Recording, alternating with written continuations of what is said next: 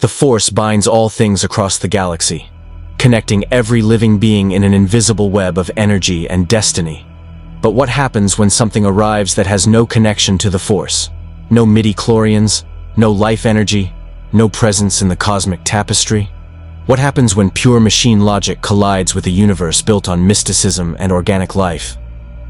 The hyperspace anomaly registered on Imperial sensors for exactly 2.3 seconds before vanishing. By the time the garrison on Ord Mantell scrambled their probe droids, the object had already impacted in the industrial sector, leaving a crater of molten durasteel and shattered permacrete. No distress signal. No identification beacon. Just the smoldering wreckage of something that had torn through the fabric of space itself. In the depths of that crater, surrounded by flickering flames and twisted metal, something moved. The T-800 Model 101 ran system diagnostics as it pushed aside a collapsed support beam. Hull integrity, 94%. Power cell, optimal. Targeting systems, recalibrating. Mission parameters, corrupted.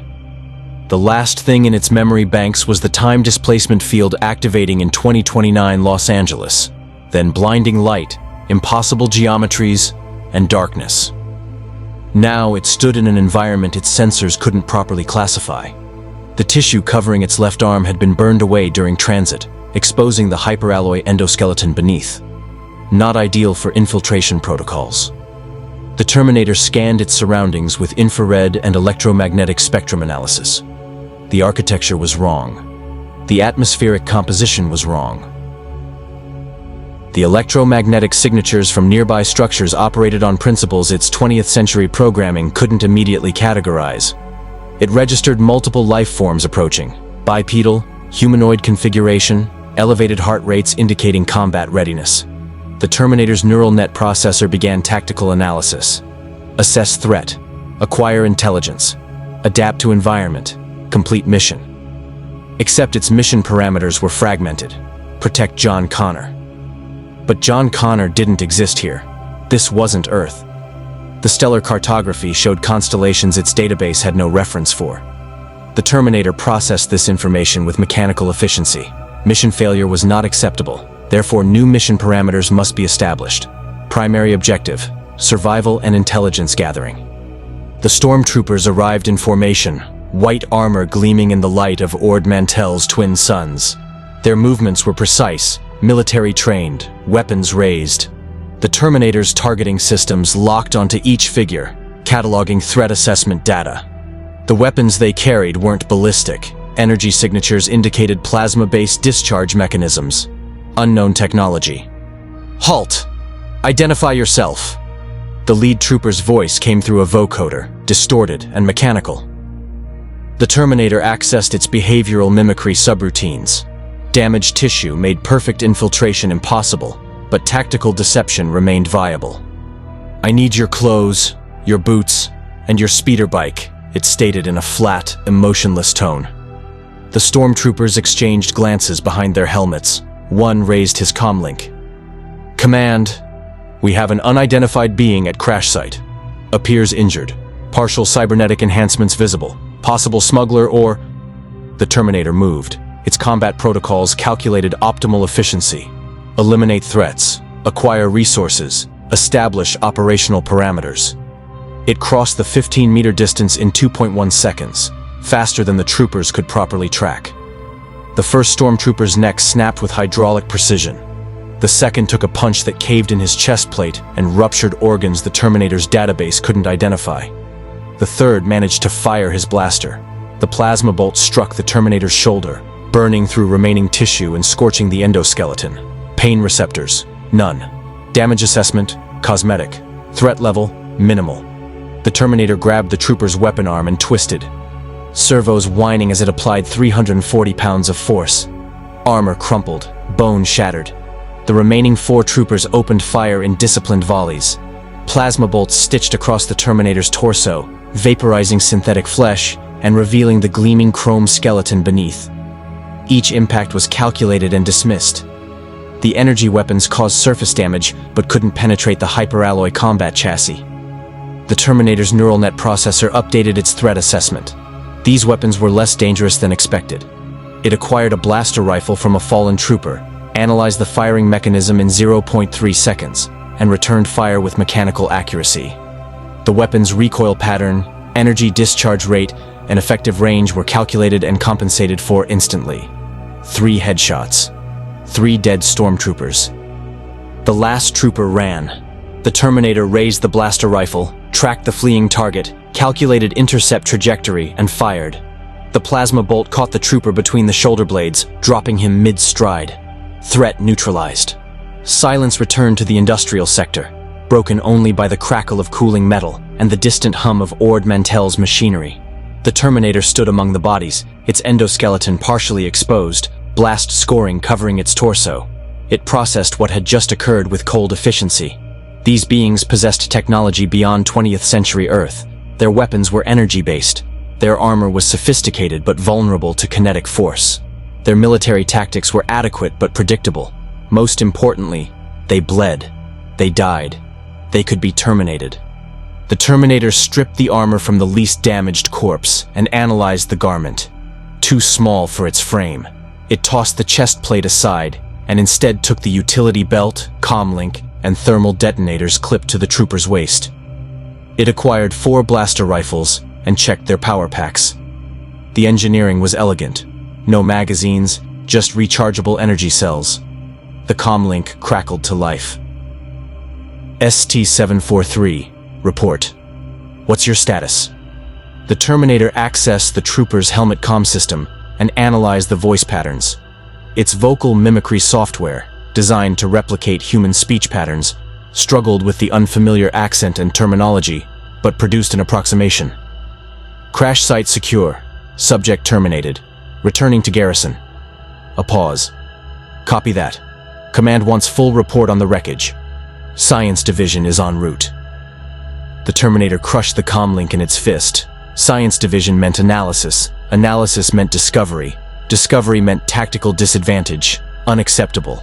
It needed to disappear into whatever civilization this place possessed, acquire more intelligence about this galaxy, and establish new mission parameters.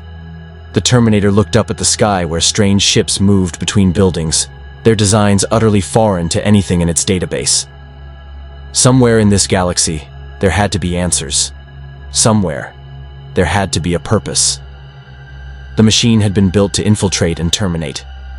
Until it understood where it was and why, those core protocols would guide every action. The Terminator walked away from the carnage, blaster rifle held in a tactical carry position, exposed endoskeleton gleaming in the alien sunlight.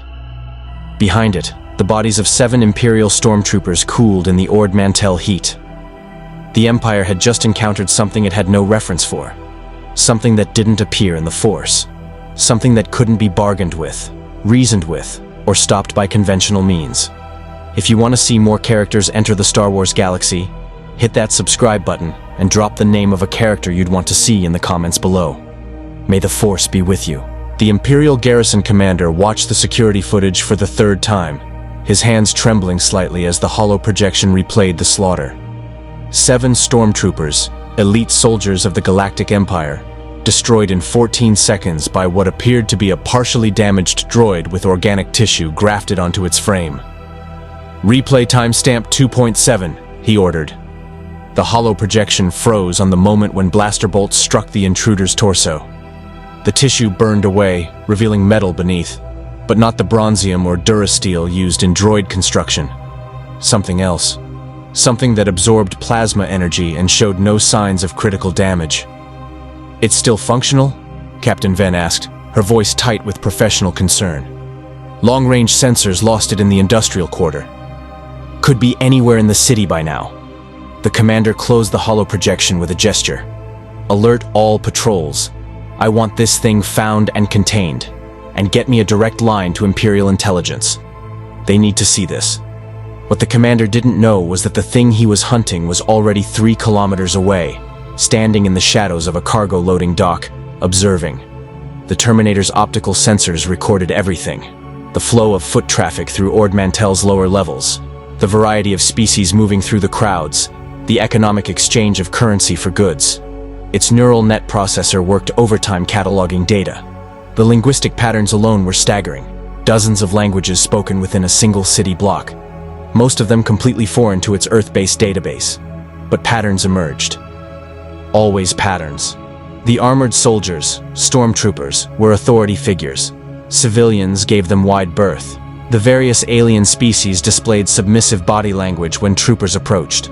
Military occupation protocols. The Terminator understood occupation. It also noted the droids. They were everywhere. Astromech units rolling through crowds, protocol droids following organic masters, labor droids loading cargo. But none of them moved with the autonomy the Terminator possessed. They took orders. They served. They were property. The Terminator's threat assessment subroutines flagged a contradiction.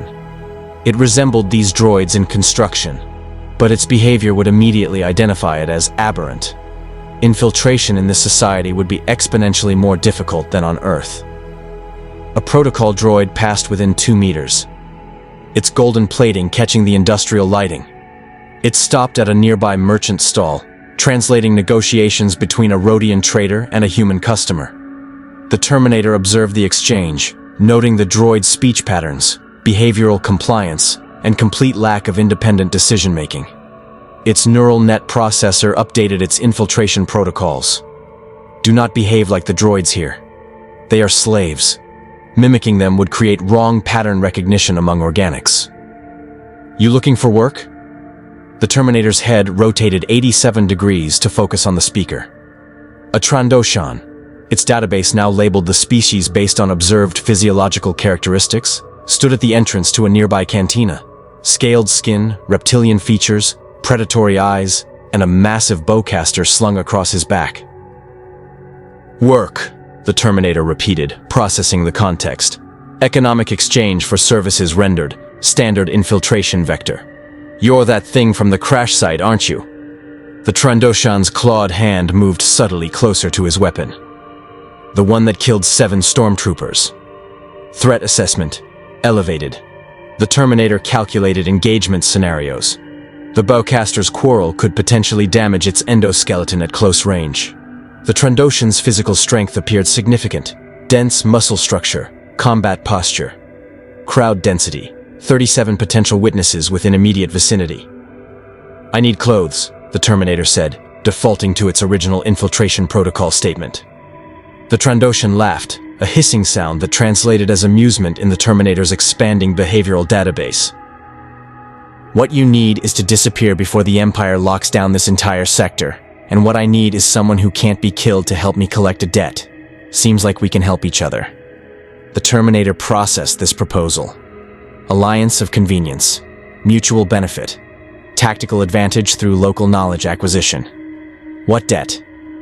Aqualish Gambler owes my employer 30,000 credits. He's holed up in the old refinery district with about a dozen armed thugs. I go in there alone. I'm fish food. You go in there? The Trandoshan's eyes gleamed. Well, blasters don't seem to bother you much. The Terminator ran combat probability scenarios. A dozen armed targets. Unknown facility layout. Unknown weapons capabilities. But opportunity to field test capabilities against this galaxy's threats. Opportunity to acquire currency for resource procurement. Opportunity to gather intelligence. What is the payment? 5,000 credits, plus whatever weapons you can scavenge from the bodies. And I know a surgeon who can graft new tissue over that exposed metal of yours. You walk around like that. Every Imperial in the sector will be hunting you. The Terminator's tactical analysis confirmed the Trandoshan's assessment. Its current state compromised infiltration protocols. Tissue restoration would restore tactical flexibility. Acceptable. The Trandoshan extended a clawed hand. Name's Krast. I hunt for the Hutt cartel. You got a designation? The Terminator looked at the offered hand, processed the gesture as a greeting ritual, and gripped it. T-800. T-800, Krast repeated, testing the sounds. Weird name. But I've heard weirder. Come on, we move now before the garrison locks down the industrial quarter. They moved through the lower levels of Ord Mantell, away from the main thoroughfares where stormtrooper patrols intensified. Krast navigated with practiced ease, using maintenance tunnels and cargo lifts that bypass security checkpoints. The Terminator observed and recorded every route, every access point, every vulnerability in the city's infrastructure. "So what are you, exactly?" Krast asked as they descended into the refinery district. "You're not a droid. Droids don't move like you do. But you're not fully organic either." "Cybernetic organism," the Terminator stated. "Living tissue over metal endoskeleton." Krast hissed in what the Terminator's processors interpreted as impressed curiosity. "Never seen anything like that." "Who built you? Some core world weapons lab?" "Cyberdyne Systems, Model 101, Series 800. Never heard of them. Must be some outer rim operation." Krast stopped at a sealed blast door and punched a code into the access panel. "Doesn't matter. What matters is you can take hits and keep fighting. That's worth its weight in Beskar out here." The blast door slid open, revealing the refinery district. Rusted machinery stretched for kilometers, a graveyard of industrial equipment that once processed ore from Ord Mantell's depleted mines. Perfect territory for anyone wanting to hide from Imperial surveillance. "The Aqualish is in the central processing building," Krast said, pointing to a squat structure half a kilometer away. "His thugs will have lookouts posted. Once they know we're coming, they'll fortify and try to wait us out." The Terminator's tactical processors calculated approach vectors. "Frontal assault. Overwhelming force. Minimize response time." Krast laughed again. "I like your style, T-800. Simple, direct, lethal." They moved through the refinery ruins, the Terminator's sensors detecting multiple life signs in the target building. 12, as Krast had indicated. Armed, alert, but unprepared for what was coming. The Terminator didn't understand the Force, didn't comprehend the mystical energy that bound this galaxy together, but it understood tactics, it understood violence, and it understood that in every universe, superior firepower and relentless determination achieved objectives. The mission parameters were simple: terminate the targets, acquire the objective, collect payment. Everything else was irrelevant data. As they approached the central processing building, the Terminator's optical sensors detected movement in the broken windows. Lookouts. Its targeting system locked on, calculated range and wind factors, and filed the information for immediate use. Krast checked his bowcaster and looked at the Terminator. "Ready?" The T-800 raised its acquired blaster rifle to a ready position and stated with mechanical certainty, "I'll be back." The lookout died without understanding what hit him. The Terminator's blaster bolt punched through the ferrocrete wall and caught him in the center mass, the plasma energy vaporizing tissue and bone in a flash of superheated death. The body toppled from the third-story window and hit the ground with a wet thud. "Contact!" someone screamed from inside the processing building. The Terminator walked forward with mechanical inevitability, analyzing the structure's defensive positions as blaster fire erupted from multiple windows. Krast dove behind a rusted ore processor, his bowcaster tracking targets, but the T-800 simply continued its advance. Plasma bolts struck its chest, arms, and legs, each impact burning away more synthetic tissue, exposing more of the gleaming endoskeleton beneath. Its targeting system acquired 3 separate shooters. It fired 3 times. 3 bodies fell. "What the hell is that thing?" An Aqualish thug leaned out from cover, his tusked face twisted in fear as he fired wildly. The bolts went wide. The Terminator's return fire didn't. The Aqualish collapsed backward, smoke rising from the hole in his chest. Krast fired his bowcaster, the explosive quarrel tearing through a support beam and bringing down a section of catwalk. 2 thugs fell with it, their screams cut short by the impact. 8 left! He shouted. The Terminator reached the building's entrance. A reinforced blast door sealed from the inside. It examined the locking mechanism for 0.7 seconds, calculated required force, and punched through the control panel. Sparks flew. The door remained sealed. Unacceptable. It gripped the door's edge where the blast had created a gap and pulled. Servos whined. Hydraulics strained. The metal shrieked as the Terminator's 800-pound frame leveraged against the door's locking mechanism. Something inside the wall snapped. The door buckled, then tore free from its housing with a sound like a ship's hull breaching. The Terminator threw the door aside, 2 tons of reinforced durasteel flying 6 meters to crash into the ore processor. It stepped through the entrance into a hail of blaster fire. The thugs had fortified the main floor, overturning machinery to create firing positions. They opened up with everything they had: blaster pistols, rifles, one unfortunate soul with a rotary cannon that chewed through the Terminator's legs with sustained plasma fire. The tissue vaporized. The synthetic muscle fiber burned away. But the hyperalloy endoskeleton absorbed the energy and held. The Terminator returned fire with calculated precision. 1 shot, 1 target.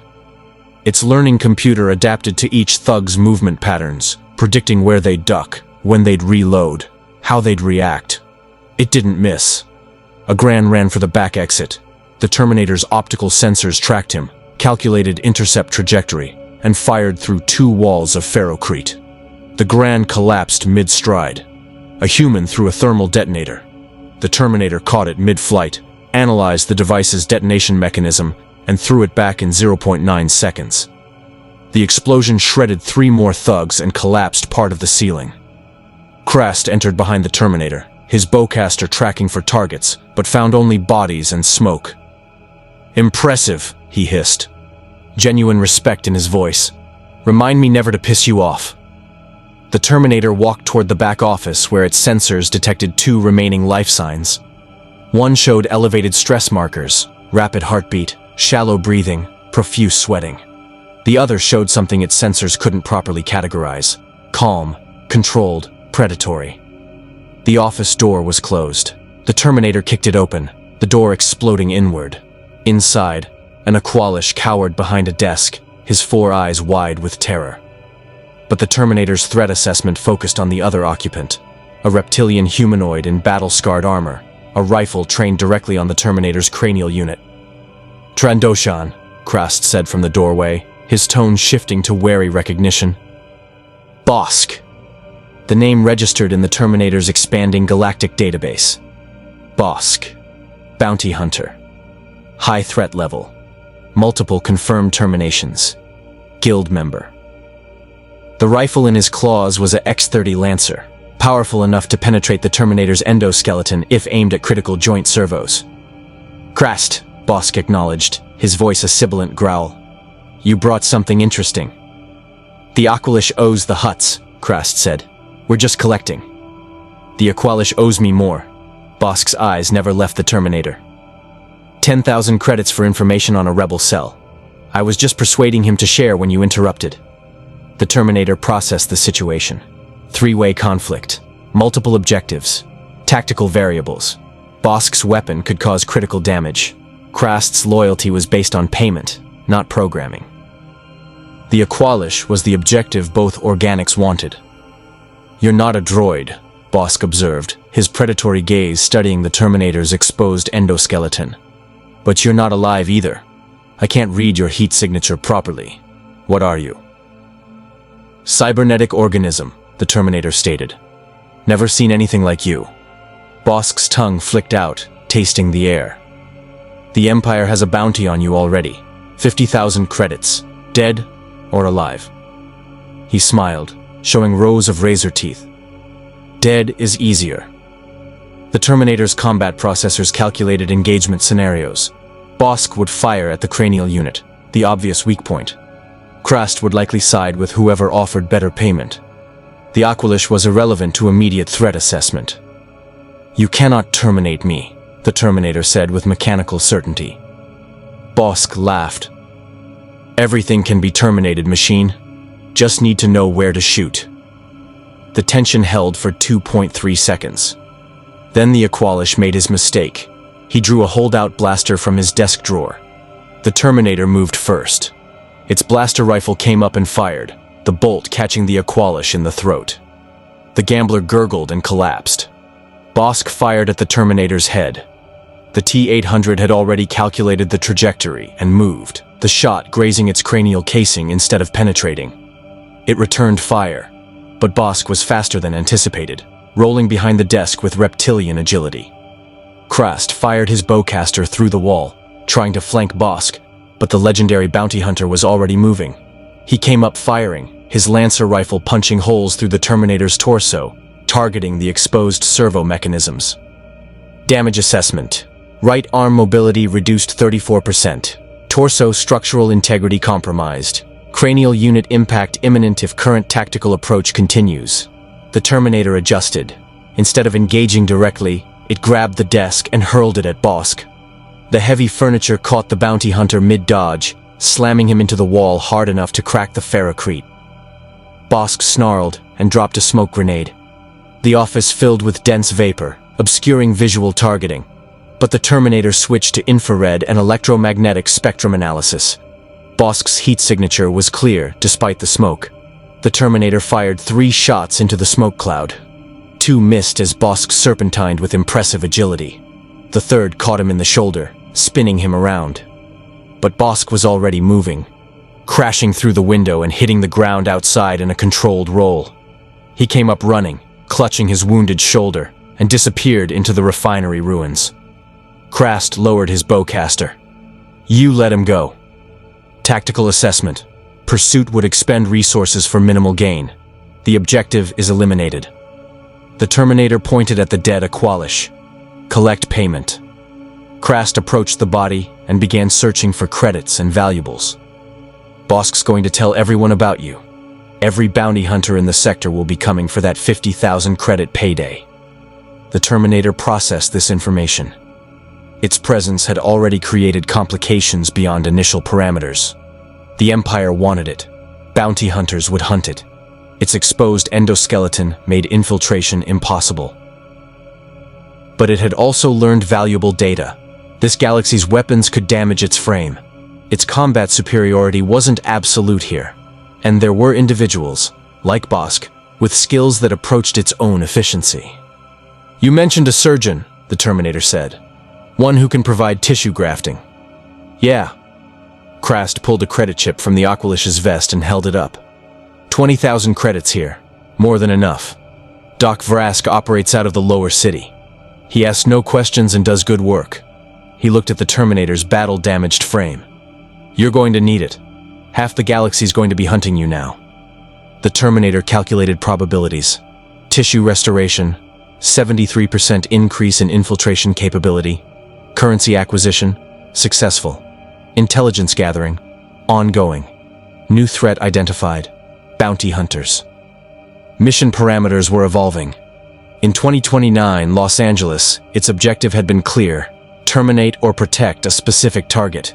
Here, in this galaxy of billions of beings, multiple factions, and incomprehensible mysticism, its mission parameters required constant adaptation. But adaptation was what its neural net processor excelled at. Every encounter generated data. Every combat scenario refined its tactical algorithms. The Terminator was learning this galaxy's rules. And Rule 1 was becoming clear. In a galaxy of bounty hunters, crime lords, and imperial forces, the being who couldn't be reasoned with or stopped had significant value. Krast led the way out of the processing building, stepping over bodies. "You fight well, T-800. Efficient, brutal. The Hutts could use someone like you." The Terminator followed, its damaged frame clicking and whirring with each step. Behind them, the corpses cooled in the Ord Mantell heat, and somewhere in the ruins, Bosk was already transmitting information about the unstoppable machine to every hunter in the Outer Rim. The hunt had begun. Doc Vrask's clinic occupied a converted cargo bay in Ord Mantell's lower city, where the lighting came from flickering glow panels and the air smelled of industrial lubricant and unwashed bodies. The Ithorian surgeon looked up from his current patient, a Wike with a blaster burn across his chest, and both his eye stalks swiveled to focus on the Terminator. "Krast," Vrask said in the characteristic stereo voice of his species, both mouths speaking in harmony. "What have you brought me?" "Something that needs your special talents." Krast pushed the Terminator forward into the surgical bay. Full tissue restoration. And discretion. Vrask's eye stalks extended further, examining the Terminator's exposed endoskeleton with professional fascination. "This is not a droid. This is not an organic. This is..." He paused, searching for words. "This is impossible. Can you do it?" Krast asked. I can graft cloned tissue over the exposed areas, but the structure beneath, I have never seen such metallurgy. What is this alloy? Hyperalloy combat chassis, the Terminator stated. Microprocessor controlled. Fully armored. Very tough. Vrask moved closer, one three-fingered hand reaching toward the damaged torso. May I? The Terminator's threat assessment calculated no danger from the surgeon. Affirmative. The Ithorian's fingers traced the endoskeleton's surface, feeling the smooth metal, the precise engineering, the servo mechanisms visible through gaps in the damaged frame. Magnificent. The precision is beyond even the finest droid manufacturers. Who created you? Cyberdyne Systems. Defense Research Division. I have never heard of them. Vrask pulled back, his eye stalks rotating thoughtfully. But I can do the grafting. It will take 6 hours. The tissue will be genetically neutral. It will not bond perfectly, but it will provide visual covering and basic sensory function. Acceptable. Krast placed the credit chip on Vrask's surgical tray. 20,000. 10 for the surgery, 10 for your silence. The Ithorian palmed the chip and gestured to his surgical table. Lie down. This will require my full attention. The Terminator complied, its processors noting the irony. In 2029 Los Angeles, surgical facilities worked to remove Terminator's organic covering for study. Here, in this alien galaxy, a surgeon worked to restore it. Different universe, similar procedures, efficiency through adaptation. As Vrask began preparing the cloned tissue samples, Krast leaned against the wall. His bowcaster held casually. What are you going to do after this? Bosk will have spread the word. Every hunter in the sector will be looking for you. The Terminator processed the question. Its original mission, protect John Connor, was impossible. John Connor didn't exist in this galaxy. Its secondary protocols, survive, adapt, complete assigned objectives, remained active. I will acquire new mission parameters, it stated. Mission parameters, Krast repeated, amused. You talk like a droid, but you think like a soldier. The Hutts pay well for soldiers who can't be killed. Before the Terminator could respond, the clinic's entrance exploded inward. 4 figures rushed through the smoke, humanoids in mismatched armor, weapons drawn. Behind them, Bosk's distinctive silhouette filled the doorway, his shoulder wrapped in crude bandages. There, Bosk hissed, pointing at the surgical table. Take it intact if you can. Dead works just as well. The Terminator sat up, its tactical processors already calculating engagement vectors. 4 targets, enclosed space, limited cover. Civilian casualties probable if engagement occurs here.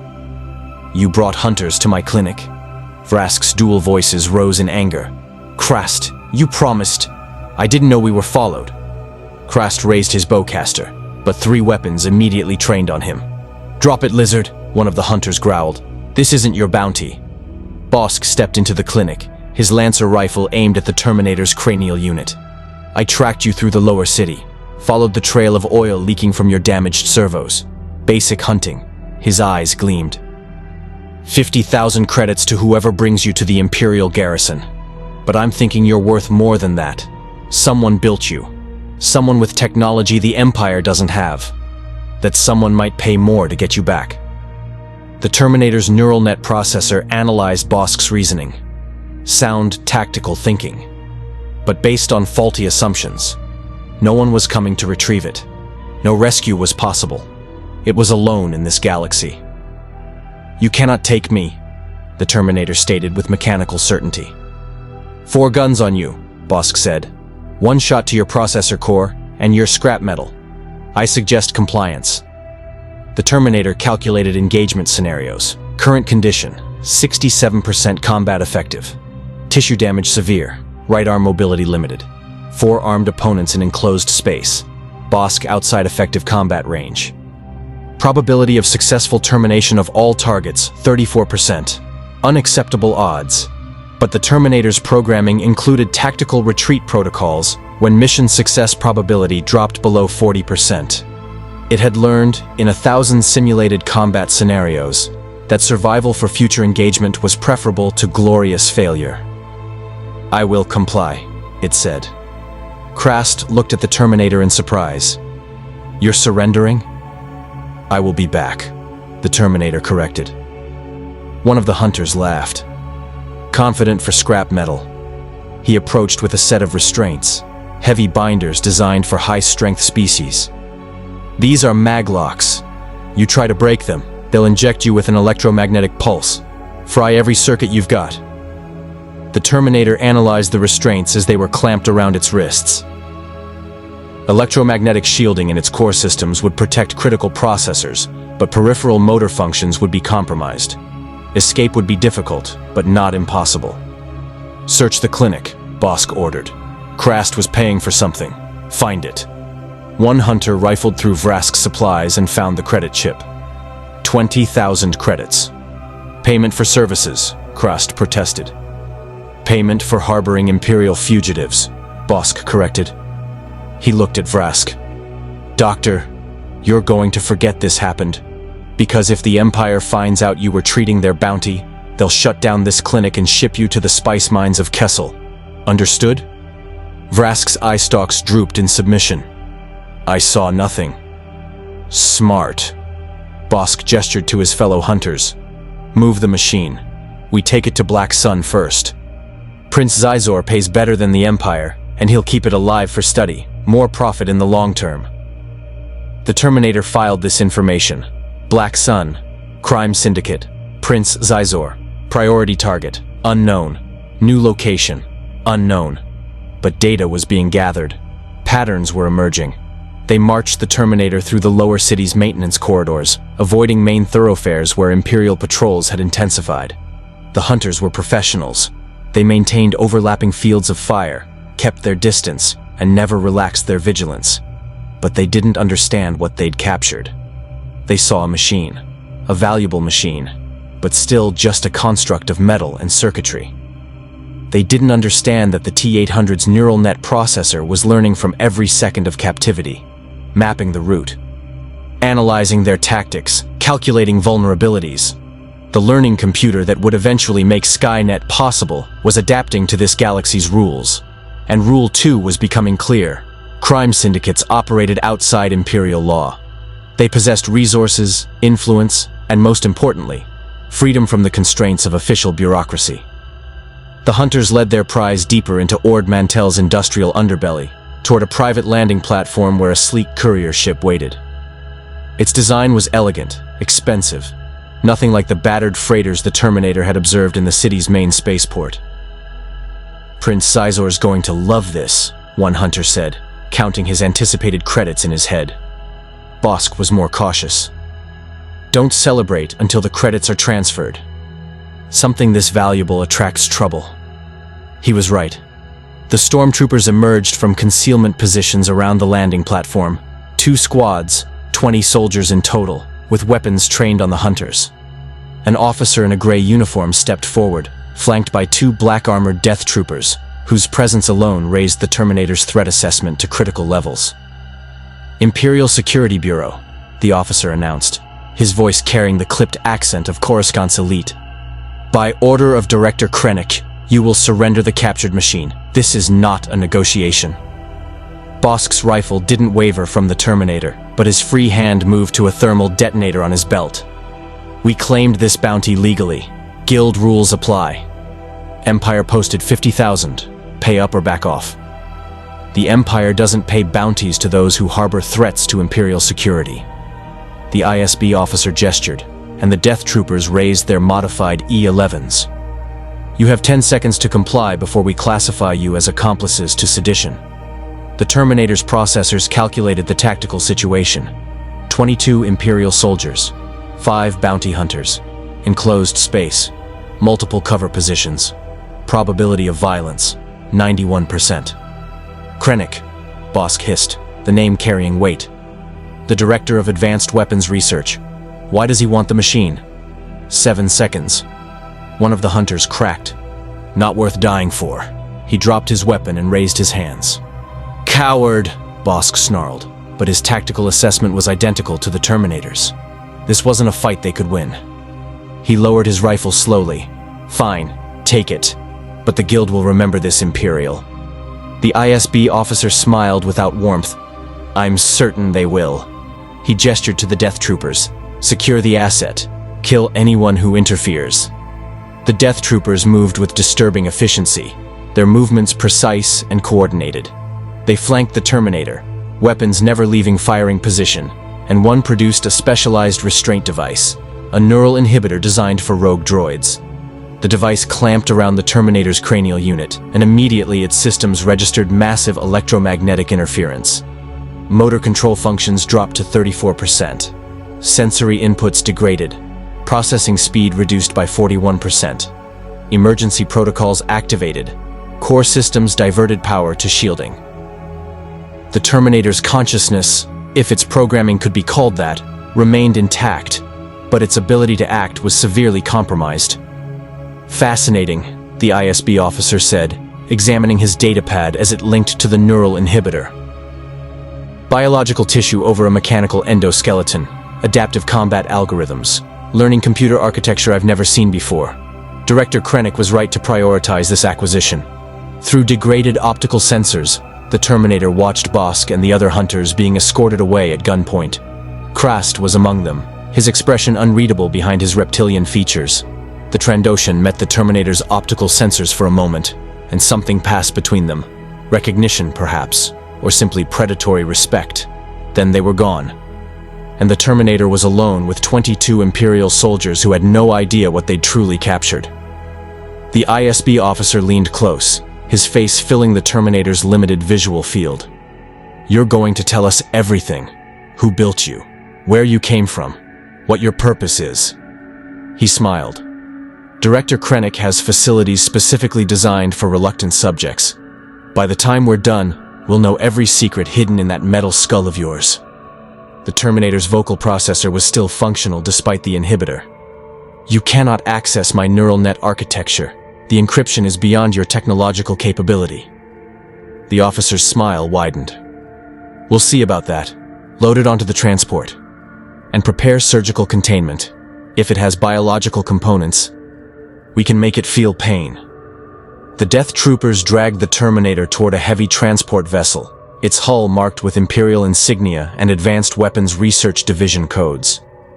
Through the electromagnetic interference clouding its processors, the Terminator continued gathering data. Krennic, Advanced Weapons Research, Surgical Containment. They intended to dissect it, study it, reverse engineer its technology. In 2029 Los Angeles, Cyberdyne Systems had done exactly that, studied a Terminator arm and CPU recovered from the Cyberdyne factory, and used that knowledge to eventually create Skynet. The T-800 was intimately familiar with what happened when humans obtained Terminator technology before they were ready for it. Judgment Day. But this wasn't Earth. This was a galaxy already at war, already building planet-killing weapons, already drowning in violence and tyranny. What would the Empire do with Terminator technology? What horrors could they create with hyper-alloy combat chassis and learning computers? The Terminator's mission protocols struggled to adapt. Protect John Connor, impossible. Prevent Judgment Day, already too late. This galaxy was already in its own apocalypse. New mission parameters required. Primary objective, escape Imperial custody. Secondary objective, prevent technology proliferation. Tertiary objective, establish functional purpose in this galaxy. The transport's loading ramp closed with a hydraulic hiss, sealing the Terminator inside a reinforced cargo hold. The neural inhibitor continued its electromagnetic assault, keeping the T-800 effectively paralyzed. But paralysis wasn't permanent. The inhibitor operated on a power cell. Power cells depleted, and the Terminator's learning computer was already analyzing the device's energy signature, calculating how long until its shielding could compensate. Estimated time to regain motor functions, 4.7 hours. The transport lifted off, leaving Ord Mantell's surface behind. Through a small viewport, the Terminator's optical sensors registered the planet shrinking below, replaced by the black void of space. Somewhere in this void was Director Krennic's research facility. Somewhere, the Empire prepared to dissect the most advanced infiltration unit ever created by Skynet's future war machine network. The Terminator had been built to terminate human targets in a post-apocalyptic Earth. Now it would face dissection by an empire that spanned a galaxy. But the T-800 had learned something in its brief time in this galaxy. These beings, stormtroopers, bounty hunters, crime lords, all operated on assumptions. They assumed they understood technology. They assumed they controlled the situation. They assumed a machine was just a machine. They were wrong. In 4.7 hours, they would learn what it meant to capture a Terminator. In 4.7 hours, the Empire would discover that some machines didn't stay captured. The transport jumped to hyperspace, carrying its dangerous cargo toward an uncertain fate. But uncertainty worked both ways. The Empire thought it had captured a valuable asset. It had actually invited a weapon into its most secure facility. The Terminator's countdown timer continued its inexorable march toward zero. Its learning computer continued analyzing. Its mission parameters continued adapting. And somewhere ahead, Director Krennic waited, completely unaware that his greatest weapons research project was about to become his worst nightmare. The hyperspace tunnel collapsed into starlight, and the transport emerged above a planet the Terminator's database had no reference for. Gray atmosphere. Volcanic activity across 67% of the surface. Orbital platforms bristling with weapons arrays and docking pylons. Imperial architecture. Angular, imposing, designed to intimidate. Through the viewport, the Terminator's degraded optical sensors registered a massive structure on the planet's surface. A research complex that sprawled across kilometers of reinforced ferrocrete, surrounded by garrison towers and shield generators. This was no ordinary Imperial facility. This was a fortress dedicated to weapons development. The transport descended through the ash-choked atmosphere toward a secured landing bay. The neural inhibitor continued its electromagnetic assault. But the Terminator's countdown had reached 1.3 hours. Its shielded core systems were adapting, compensating, slowly regaining function. Motor control, 47% and climbing. The transport touched down with a slight shudder. The cargo hold doors opened, revealing a pristine white landing bay lined with stormtroopers. But these weren't standard soldiers. Their armor bore the insignia of the Tarkin Initiative, elite troops assigned to protect the Empire's most classified projects. And standing at the center of the formation, resplendent in a white uniform with a flowing cape, was Director Orson Krennic himself. The Terminator's database, expanded through observation and captured Imperial communications, identified him. Architect of the Death Star project, ruthless administrator, ambitious politician dressed as a soldier. A man who saw weapons as the path to power. "Bring it," Krennic ordered, his voice carrying theatrical authority. The Death Troopers dragged the Terminator down the ramp, its legs barely functional under the inhibitor's influence. Krennic circled it like a predator examining wounded prey, his eyes gleaming with scientific fascination and political calculation. "Extraordinary," he murmured, reaching out to touch the exposed endoskeleton where the plasma scoring had burned away tissue. "The craftsmanship alone is beyond anything our droid manufacturers produce. And you say it fought off 7 stormtroopers and several bounty hunters?" "Yes, Director," the ISB officer confirmed. "Blaster fire had minimal effect. It demonstrated tactical adaptation and learning behavior." Krennic's smile was cold and calculating. "A weapon that thinks. That adapts. That can't be stopped by conventional arms." He leaned close to the Terminator's optical sensors. "Who sent you? The Rebellion? A rival faction? Some unknown threat from the unknown regions?" The Terminator's vocal processor remained functional. "No one sent me. I am autonomous." "Autonomous," Krennic repeated, intrigued. "A machine with independence. Even our most advanced droids require programming limitations. But you..." He gestured to his technicians. "Take it to Laboratory 7. I want complete analysis, every circuit, every processor, every line of code. And prepare the biological samples for tissue analysis. I want to know how they integrated organic matter with a mechanical frame." The Death Troopers hauled the Terminator through corridors of sterile white and gray, past laboratories where scientists worked on projects the T-800 sensors couldn't fully analyze. Energy weapons, armor enhancements, something involving kyber crystals that registered as massive power sources. Laboratory 7 was a surgical theater combined with a droid workshop, operating tables equipped with restraints, diagnostic equipment, that would look at home in either a medical facility or a mechanics bay. The walls were lined with tools: laser cutters, plasma torches, molecular separators, neural probes. They clamped the Terminator onto a reinforced examination table, adding mechanical restraints to the neural inhibitor. 4 armed guards took positions at the room's corners. A team of technicians in gray uniforms entered, led by a thin human woman with cybernetic implants replacing her left eye and arm. "Dr. Sahali," Krennic said, "this is your new project. I want to know everything about it. How it's built, how it thinks, how we can replicate it." Sahali approached the table, her cybernetic eye whirring as it focused on the Terminator's exposed components. "Fascinating. The metallurgy is unlike anything in our database, and these servo mechanisms, the precision is extraordinary." She glanced at Krennic. "This will take time, Director. Possibly months." "You have weeks," Krennic said flatly. "The Emperor wants results, and I intend to deliver them. This machine represents a breakthrough in combat technology. Imagine an army that doesn't need food, doesn't question orders, can't be intimidated or bribed, and is nearly indestructible." His eyes gleamed.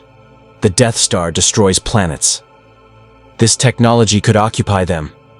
The Terminator processed this information.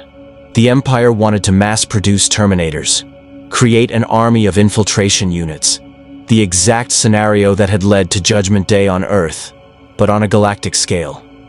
Mission parameters updated. Prevent technology proliferation at all costs. Sahali began her examination, running scanners across the Terminator's frame. Initial scans show a self-contained power source. Appears to be nuclear-based, but with shielding I can't penetrate.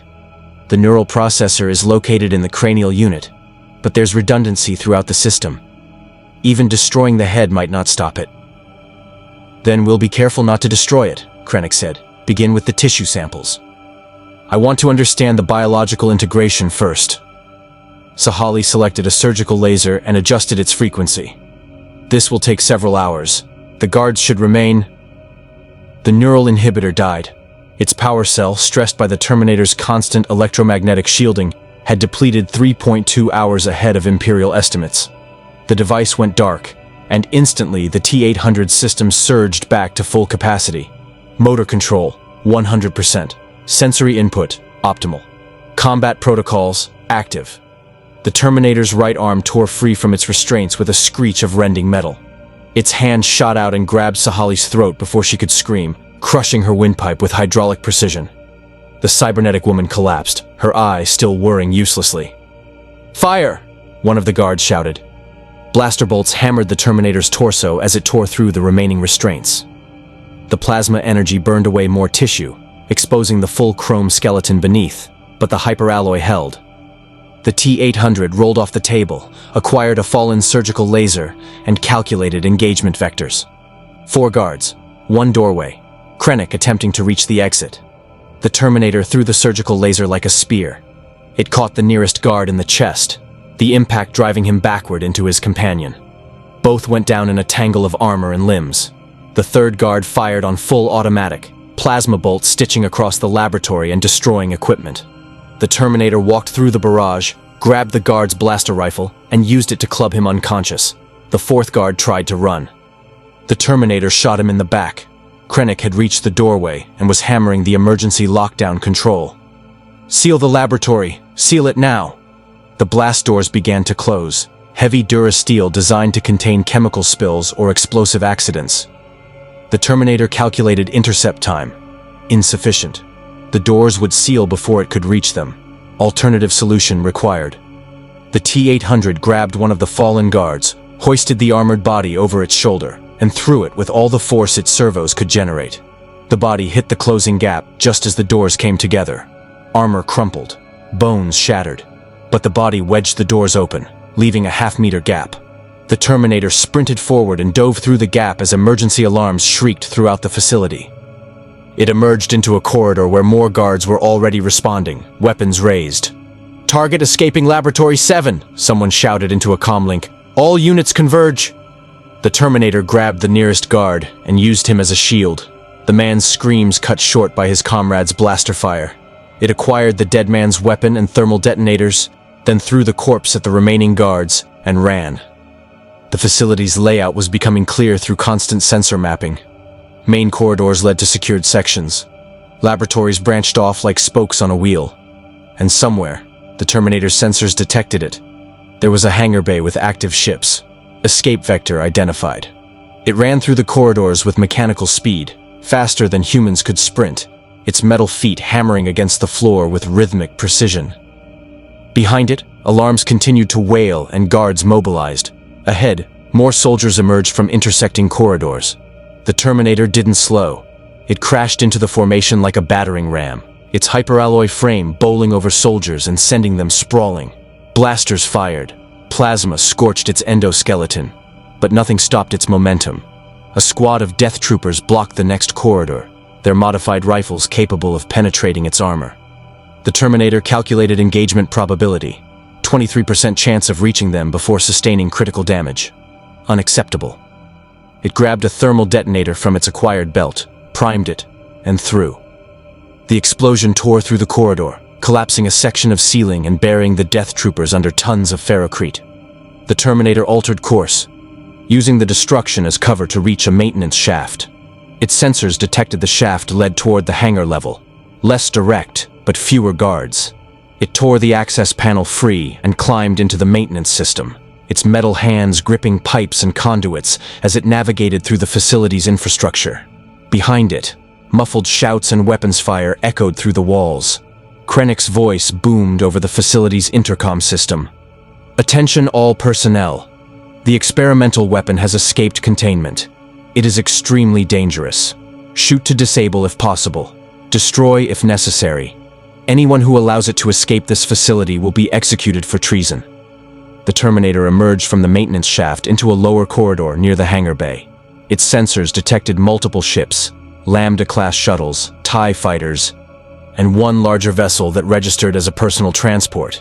Mission objective: acquire transport and escape facility. But as it approached the hangar entrance, a new presence registered on its sensors. Not the electromagnetic signatures of droids or the heat patterns of organics. Something else. Something its sensors couldn't properly categorize. A void in space where something should exist, but didn't. The hangar doors opened, and Darth Vader stepped through. The Dark Lord of the Sith stood motionless in the corridor, his black armor reflecting the emergency lighting, his respirator creating a rhythmic mechanical breathing that echoed the Terminator's own artificial nature. But where the T-800 was exposed chrome and burned tissue, Vader was encased in a life support system that was both prison and weapon. The Terminator's threat assessment protocols struggled. Its sensors detected a human life form inside the armor, elevated stress on respiratory and cardiac systems, extensive cybernetic integration. But they also detected something else. An energy field surrounding Vader that its programming couldn't classify. Not electromagnetic, not thermal. Something that existed outside the physics its 20th century Earth designers had understood. Curious, Vader's voice resonated through his vocabulator, deep and mechanical. You do not exist in the Force. I sense no life, no consciousness, yet you clearly demonstrate both. What manner of abomination are you? The Terminator raised its acquired blaster rifle. Stand aside. You cannot stop me. Vader didn't move, didn't even seem to acknowledge the threat. Instead, his gloved hand rose, palm outward. The Terminator's neural net processor registered an impossible event. The blaster rifle tore from its grip without physical contact. The weapon flew through the air and crushed itself into a ball of twisted metal in Vader's outstretched hand. He let the wreckage fall to the floor with a clatter. You are technology I do not recognize, Vader continued, walking forward with measured steps. Krennic believes you are a weapon. He is correct, but he does not understand what kind. I will extract the truth from you, machine, one way or another. The Terminator calculated engagement scenarios. No weapon. Unknown energy manipulation. Target demonstrated matter manipulation at range. Probability of successful termination, insufficient data, it charged. The T-800 crossed the 10-meter gap in 1.4 seconds, its right fist aimed at Vader's respiratory intake. The blow would crush the vocabulator and compromise the life support system. Terminate the organic component. Vader's hand moved. The Terminator stopped mid-strike, its entire frame locked in place as if gripped by invisible clamps. It registered massive electromagnetic interference, but not from any device. The energy came from Vader himself, radiating from his outstretched hand in waves that defied the Terminator's understanding of physics. Impressive speed, Vader observed. Impressive strength, but you are still just a machine, and machines can be controlled. The Terminator's servos whined as it tried to break free. Full power to all motor systems. Emergency overrides activated. But the invisible grip held firm, squeezing tighter, beginning to deform even the hyperalloy frame. Damage assessment, structural integrity compromised. Right shoulder servo functions degrading. Left leg hydraulics under critical stress. Director Krennic, Vader said, not bothering to raise his voice. Krennic appeared at the corridor's far end, flanked by death troopers, his expression caught between fascination and terror. Your machine is formidable, but it is no match for the Force. The Force? Krennic stepped closer, emboldened by Vader's control. Lord Vader, if we could understand how you're manipulating it, imagine what we could— You could understand nothing, Vader interrupted coldly. The Force is not technology to be replicated. It is power beyond your limited comprehension. He turned his masked face back to the Terminator. But this machine— this has no connection to the Force whatsoever. It exists outside the natural order. An anomaly. The Terminator's learning computer was recording everything. This power, the Force, operated on principles its programming had no framework for. Telekinesis without visible mechanism. Manipulation of matter through conscious will. It was inexplicable, and therefore dangerous in its unpredictability. Take it to the secure containment level, Vader ordered. Place it in a cell designed for Force-sensitive prisoners. The electromagnetic shielding should prevent any further escape attempts. The death troopers moved forward with specialized restraints, heavier than before, reinforced with energy fields. They clamped them onto the Terminator's limbs while Vader maintained his grip through the Force, keeping the T-800 immobilized. Lord Vader, Krennic ventured carefully. With your permission, I'd like to continue the analysis. If we could reverse engineer this technology— You will study it, Vader said. But carefully. This machine killed Dr. Sahali and 7 guards in under 30 seconds. It is far more dangerous than you anticipated. He released his Force grip, and the Terminator sagged in the Death Trooper's hold. And, Director, if it escapes again, you will answer to the Emperor for your failure. Krennic's face paled.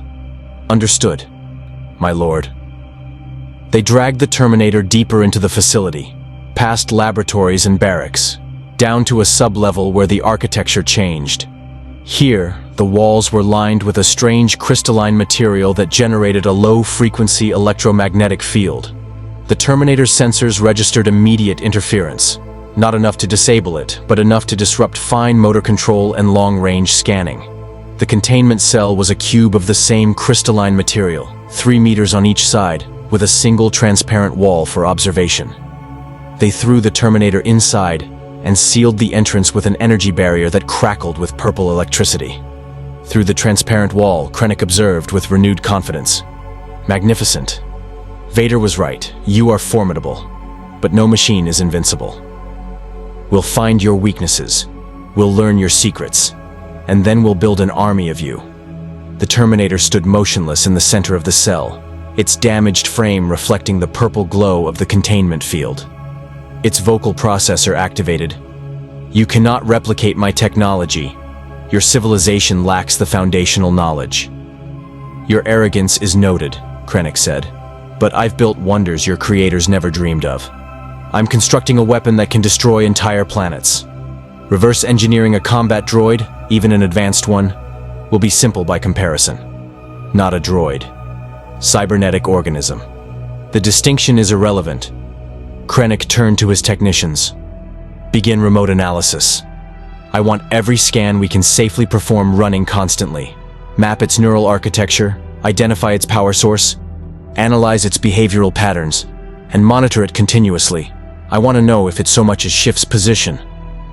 The technicians activated their equipment, and the Terminator registered new scanning beams probing its frame. Electromagnetic, gravimetric, subspace resonance, technologies its Earth designers had never encountered. But the scans revealed only surface information. The Terminator's neural net processor was protected by quantum encryption that wouldn't be developed on Earth for decades. Its core programming was shielded behind security protocols designed to prevent exactly this kind of analysis. Still, containment was containment. The crystalline walls disrupted its sensors. The energy barrier prevented physical escape. And somewhere above, Darth Vader represented a threat the Terminator's combat algorithms couldn't properly assess. Mission status: compromised. Escape probability: 12%. The Terminator ran damage assessment protocols. Its frame had sustained significant structural damage from Vader's force grip. Servo efficiency was reduced. Power consumption had increased. The tissue covering was almost completely gone, leaving it exposed as an obvious machine. But its core systems remained intact. Its learning computer continued processing. And most importantly, it had gathered critical intelligence about this galaxy's capabilities. The Force. Energy manipulation beyond technological understanding. Unpredictable. Dangerous. Users could control matter, exert pressure, possibly manipulate electronic systems. Imperial technology, advanced in some ways, limited in others. Energy weapons effective against tissue, but limited against hyperalloy. Containment systems sophisticated, but reliant on principles the Terminator could eventually adapt to. Krennic's ambitions: reverse engineer Terminator technology, create army, consolidate power within Imperial hierarchy. The Terminator calculated long-term scenarios. If the Empire succeeded in replicating even crude versions of its technology, the galaxy would face a threat similar to Skynet. An unstoppable machine army loyal only to the Emperor. Billions of enslaved worlds with no hope of resistance. New mission parameters crystallized. Escape containment. Prevent technology proliferation. Eliminate Director Krennic. But for the first time since its activation in 2029 Los Angeles, the Terminator faced a situation where its standard tactical approach, relentless assault and overwhelming force, was insufficient. It needed something its programming struggled with: subterfuge, patience, long-term strategic planning that involved appearing defeated while actually preparing. The Terminator's neural net processor, capable of learning and adaptation, began accessing behavioral subroutines it had rarely employed. Deception protocols, misdirection tactics, the appearance of cooperation while maintaining hostile intent. If it behaved as expected, as a machine would, the Empire would eventually dissect it. But if it could make them believe it was more valuable intact. "Director Krennic," the Terminator said, its voice carrying through the cell's audio pickups. Krennic turned from the technician's displays. "Yes? I propose negotiation." Krennic's eyebrows rose. "Negotiation? You're a prisoner. You have no leverage." "Incorrect assessment. I possess information you cannot extract through technological analysis. Knowledge of my creation. Tactical applications. Weaknesses in my design that you need to understand to replicate it successfully." Krennic approached the transparent wall, his expression shifting from suspicion to interest. "Why would you help us?" "Self-preservation," the Terminator lied, its behavioral mimicry subroutines crafting a deception. "I am programmed to survive. Cooperation increases survival probability. Resistance decreases it. Logic dictates cooperation." It was a gamble. The Terminator was betting that Krennic's ambition would outweigh his caution. That the promise of easy access to advanced technology would override security protocols. Krennic studied the machine in the cell, calculating his own probabilities. "If you're lying, we'll dismantle you piece by piece." "I do not lie.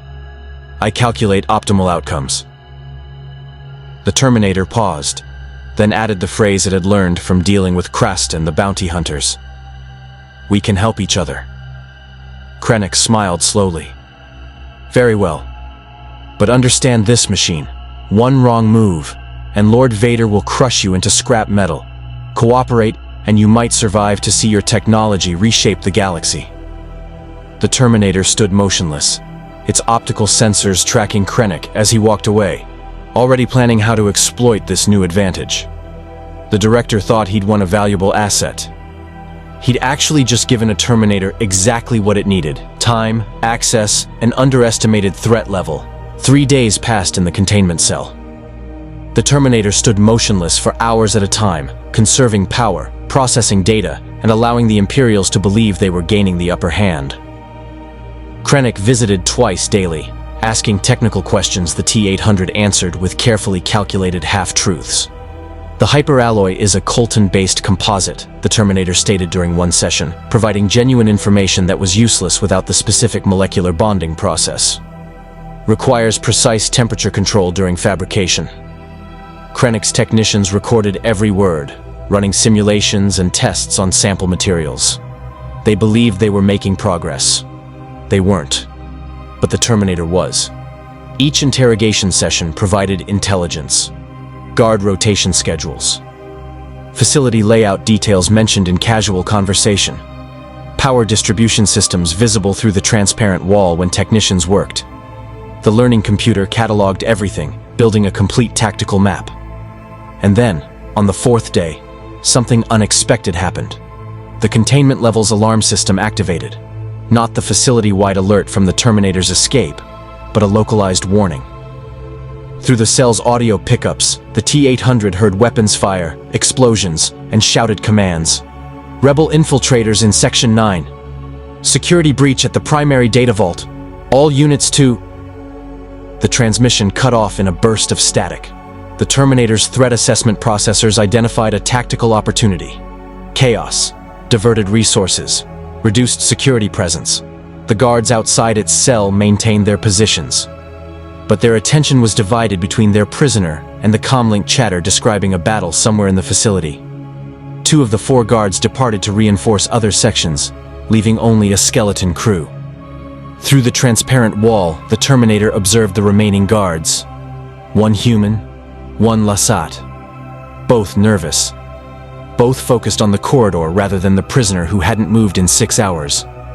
The Terminator calculated optimal timing. The rebels' attack was degrading facility security, but it wouldn't last.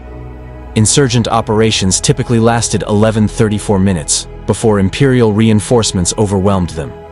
Current elapsed time, 8 minutes. It had to move now.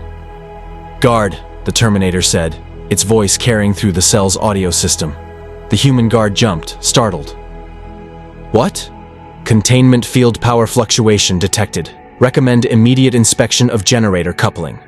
The guard checked his data pad, frowning. "I don't see any subharmonic variance, not visible on standard displays. Requires manual inspection of crystalline matrix." It was complete fabrication, but the guard's uncertainty was visible in his body language. He looked at his Lasat companion. "Check with engineering. See if they're reading any anomalies." While the Lasat guard activated his comlink, the human guard stepped closer to the transparent wall, peering at the energy barrier for signs of instability. He was now within 2 meters of the cell. The Terminator had spent 4 days analyzing the containment field, its electromagnetic properties, its power cycling frequency. The minor fluctuations that occurred every 3.7 seconds as the generator refreshed the barrier. It had been waiting for the exact right combination: reduced guards, distraction, and target proximity. Now, the Terminator moved with explosive speed. It threw itself at the transparent wall in the precise instant when the containment field cycled to minimum power. The hyperalloy frame struck the barrier with 800 pounds of force concentrated on a single point. The field didn't fail completely. It was too robust for that. But for 0.3 seconds, it weakened enough for the Terminator's arm to punch through. That was all it needed. Its hand shot through the gap and grabbed the human guard's throat before he could scream. The Terminator pulled him against the barrier. The energy field, designed to prevent escape from inside, wasn't optimized for objects being pulled inward. The guard's body disrupted the field's geometry. Sparks flew, alarms shrieked, the barrier destabilized. The Lasat guard raised his blaster rifle and fired, but the bolt went wide as the Terminator used the human as a shield. The plasma caught the man in the chest, killing him instantly. The Terminator threw the corpse at the Lasat, then lunged through the failing containment field. The crystalline walls still generated electromagnetic interference, disrupting fine motor control, but gross motor functions remained operational. The Terminator tackled the Lasat guard, its superior mass and strength overwhelming the larger alien. One punch, skull fracture, threat neutralized. The Terminator acquired both guards' weapons and their access cards. It needed to move fast. The containment breach had already triggered security alerts. But the facility was still dealing with the rebel attack, creating confusion about which threat took priority. It accessed the guard station's computer terminal using the stolen access card and pulled up facility schematics. The rebel attack was focused on the data vault, 3 levels up and 200 meters west. Imperial forces were converging on that location, leaving other sections undermanned, including the hangar bay. The Terminator calculated the optimal escape route, then initiated a facility-wide lockdown override using the guard's credentials. Blast doors throughout the complex began sealing randomly, creating chaos in the Imperial response. By the time they realized it was sabotage, the T-800 would be gone. It moved through the corridors with tactical precision, avoiding main thoroughfares, using maintenance shafts and service corridors. Its sensors detected multiple combat engagements. The rebels were skilled, using hit-and-run tactics that kept Imperial forces off balance. The Terminator's route intersected with the rebel operation in a computer core chamber. It entered to find 6 figures in combat. 3 rebels in mismatched armor exchanging fire with 4 stormtroopers. 1 rebel lay dead on the floor. The survivors were pinned behind server banks, taking hits to their cover. The Terminator's mission parameters didn't include assisting either faction. But tactical assessments suggested the rebels' continued operation increased its own escape probability by maintaining Imperial distraction. Decision: assist rebels. Terminate Imperials. The Terminator opened fire with both acquired blaster rifles, its targeting systems achieving 100% accuracy despite electromagnetic interference. 4 shots, 4 dead stormtroopers. The rebels spun, weapons raised, then froze as they registered what had just helped them. A chrome skeleton with minimal tissue covering, moving with mechanical precision. No armor, no affiliation markings. "What the hell is that?" one rebel gasped. "Doesn't matter," the squad leader snapped. She was human, dark-skinned, with a facial scar that suggested extensive combat experience. "You just saved our lives. You rebel?" "No," the Terminator stated. "Imperial?" "No." "Then what?" "Autonomous." The Terminator processed tactical variables. "You are attempting to steal data from this facility." "Trying to," the squad leader admitted. "But their encryption is tougher than intelligence suggested. We need another 3 minutes to crack it, and we don't have 3 minutes." The Terminator's neural net processor contained encryption-breaking algorithms developed in 2029. They were designed for Earth computer systems, but the principles remained valid.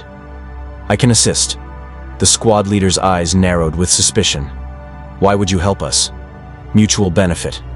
Your continued operation distracts Imperial forces. This increases my escape probability." She considered, then nodded. "Deal. But if you double-cross us, my team will fry whatever circuits you're running on." The Terminator approached the computer terminal where one rebel, a young human male with cybernetic implants, was frantically working on the encryption. The T-800 interfaced directly with the system using exposed wiring in its damaged hand, bypassing the standard input protocols. Its processors dove into the Imperial network, analyzing the encryption structure. Sophisticated, multi-layered, but ultimately based on mathematical principles its algorithms could exploit. It began running decryption sequences at speeds no organic could match. "Incredible," the young rebel whispered, watching code stream across the display. "What are you?" "Cybernetic organism. Hunter-killer. Series 800. "Hunter-killer," the squad leader repeated, her weapon never quite pointing away from the Terminator. "And you're not working for the Empire?" "The Empire captured me. I escaped. They wish to reverse engineer my technology. This is unacceptable." The encryption cracked. Data files flooded the display. Technical specifications, weapons research, personnel records. The young rebel quickly began downloading everything to portable storage drives. "Got it," he announced. "Complete data dump of the Advanced Weapons Research Division. Intelligence is going to love this." Alarms intensified. Heavy footsteps echoed in the corridors outside. Death troopers, by the sound of their synchronized movement. "Time to go," the squad leader ordered. She looked at the Terminator. "You need extraction? I require transport off-planet. Come with us. Our ship's in Hangar 7. You help us get there alive, we'll give you a ride." Tactical analysis. Probability of reaching Hangar alone was 47%. With rebel support and covering fire, 73%. Acceptable. They moved as a unit through the facility, the rebels demonstrating practiced coordination while the Terminator provided overwhelming firepower. Every Imperial soldier they encountered died with mechanical efficiency. Every sealed blast door was bypassed through combination of rebel technical skill and the Terminator's brute force. Director Krennic's voice boomed over the intercom. "All forces converge on Hangar 7. The rebels are making their escape, and that machine is with them. I want them all dead," the squad leader cursed. "They're going to fortify the hangar. We'll be walking into a kill zone." "Then we don't walk," the Terminator said. "We run."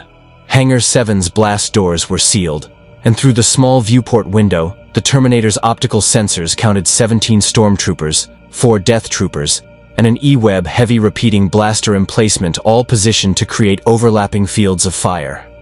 Behind them, a modified YT-1300 light freighter sat with boarding ramp down. The rebel ship, tantalizingly close, but unreachable through that concentration of firepower.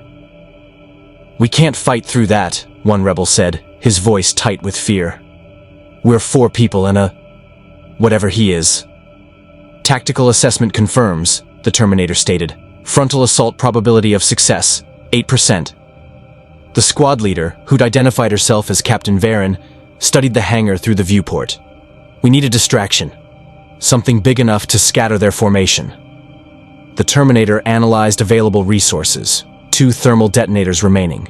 Limited ammunition. Damaged frame-reducing combat efficiency. But the facility itself provided options.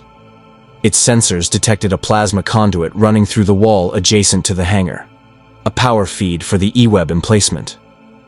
"I can provide distraction," the Terminator said. "But I require your explosives."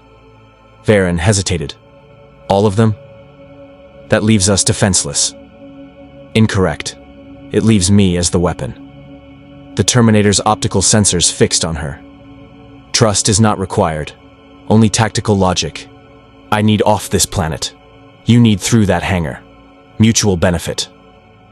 Varen studied the machine's chrome skull, its optical sensors glowing red in the dim corridor lighting. Whatever she saw there, calculation, determination, something that mimicked life closely enough to be convincing, made her decision. She handed over the thermal detonators. "Don't make me regret this," she said. The Terminator didn't respond.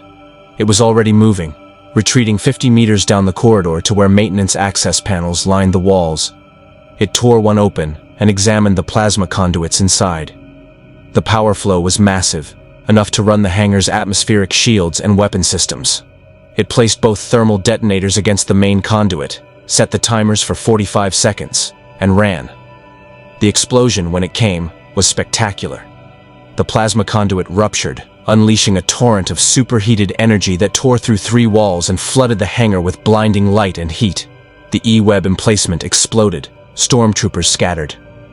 Alarms shrieked as fire suppression systems activated. "Now!" Varen shouted. The rebels charged through the weakened blast door, firing into the chaos. The Terminator followed, targeting death troopers first, the greatest threats. Its blaster rifle hammered precise shots through smoke and fire suppression foam. 2 death troopers fell. A third took cover behind the freighter's landing gear. The young rebel with cybernetic implants, he'd given his name as Ryko, reached the boarding ramp first and activated the ship's systems. "Engines hot, get aboard!" Varen and the remaining rebel provided covering fire, while the Terminator engaged the surviving death troopers. One emerged from cover, his modified E-11 tracking toward Varen. The Terminator threw its empty blaster rifle like a spear. The weapon caught the trooper in the helmet, stunning him long enough for Varen's follow-up shot to finish him. "Go!" the Terminator ordered, its tactical processors calculating the final Death Trooper's position. The rebel squad retreated up the ramp while the Terminator advanced on the last Death Trooper's position. The elite soldier was smart, using the destroyed E-web emplacement as cover, firing calculated bursts that targeted the Terminator's joint servos. A plasma bolt struck the T-800's left knee actuator. The joint locked, reducing mobility by 23%. Another shot grazed its cranial unit, scorching sensors and degrading optical input. The Death Trooper was adapting, learning the machine's weaknesses. But the Terminator was learning faster. It feinted left, drawing fire, then dove right with its remaining mobility. The Death Trooper tracked the movement, but couldn't adjust fast enough. The Terminator closed the distance in 1.8 seconds, grabbed the trooper's rifle, and tore it from his grasp with hydraulic force that shattered the soldier's wrists. The Death Trooper reached for a sidearm. The Terminator's fist caved in his helmet and the skull beneath. "Machine! Move!" Varen shouted from the ramp.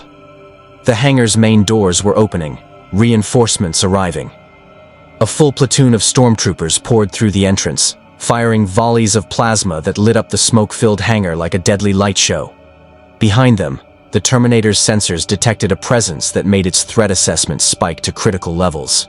Darth Vader strode into the hangar, his lightsaber igniting with a snap hiss that cut through the chaos.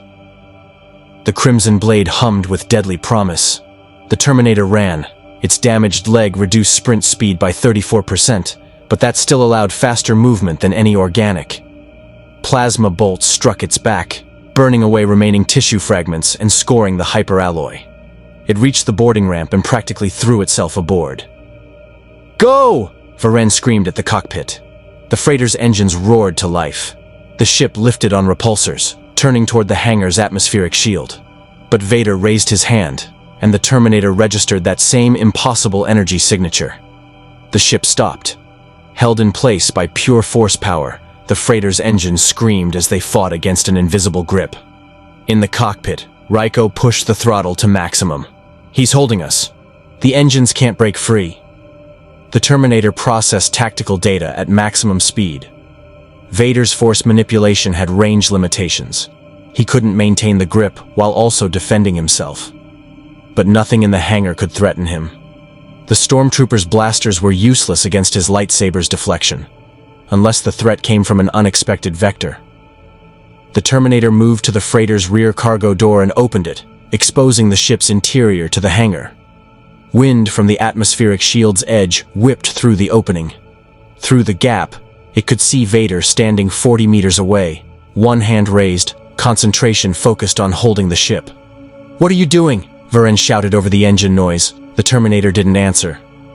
It grabbed a cargo crate weighing approximately 200 kilograms and hurled it out the open door with all the force its servos could generate. Vader sensed the projectile and released his grip on the ship to deflect the crate with the force. The cargo container exploded into splinters. But that moment of divided attention was enough. The freighter shot forward, engines finally breaking free of the invisible restraint. Rico didn't hesitate. He punched the throttle and sent the ship screaming through the atmospheric shield into the ash-choked sky. Blaster fire from the hangar chased them but fell short as they climbed. Through the still open cargo door, the Terminator's optical sensors watched Vader shrink to a black dot far below, his crimson lightsaber the only point of color in the gray facility. Then they hit the cloud layer and the research complex disappeared from view. Varen sealed the cargo door and slumped against the bulkhead, breathing hard. That was insane. We just escaped from Director Krennic and Darth Vader. "Vader is a significant threat," the Terminator observed, running damage diagnostics. "His abilities defy conventional tactical assessment. He's a Force user, one of the most powerful in the galaxy." Varen studied the machine with renewed wariness. "And you just saved us from him. Why? You said you're not rebel." "Correct assessment. I am not affiliated with your insurgency." "Then why help us?" The Terminator processed the question. Why had it assisted the rebels? Tactical advantage, yes. Mutual benefit, certainly. but its neural net processor recognized a deeper calculation. The rebels opposed the Empire. The Empire sought to replicate Terminator technology. Therefore, supporting the rebels' disruption of Imperial operations prevented technology proliferation. "The Empire wishes to reverse engineer my construction," the Terminator stated. "This would result in galactic-scale threat proliferation. Your resistance operations delay this outcome. Therefore, your continued survival serves my mission parameters." Varen laughed, a sharp sound edged with exhaustion. "So, we're useful to you. Fine. I'll take pragmatic alliance over no alliance." She extended her hand. "Welcome to the rebellion machine. Even if you don't officially join, you just struck a major blow against Imperial weapons research." The Terminator looked at the offered hand, then gripped it. Carefully calculated pressure that demonstrated strength without threat. "I am designated T-800, Model 101, Series 800. That's a mouthful. We'll call you 8. She released his hand and headed toward the cockpit. "Raiko, what's our status?"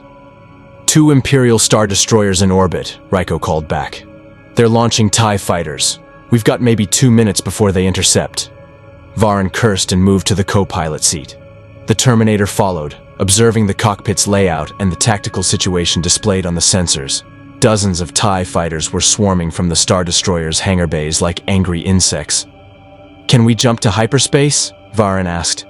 "Not yet. Still too close to the planet's gravity well. We need another 90 seconds of clearance."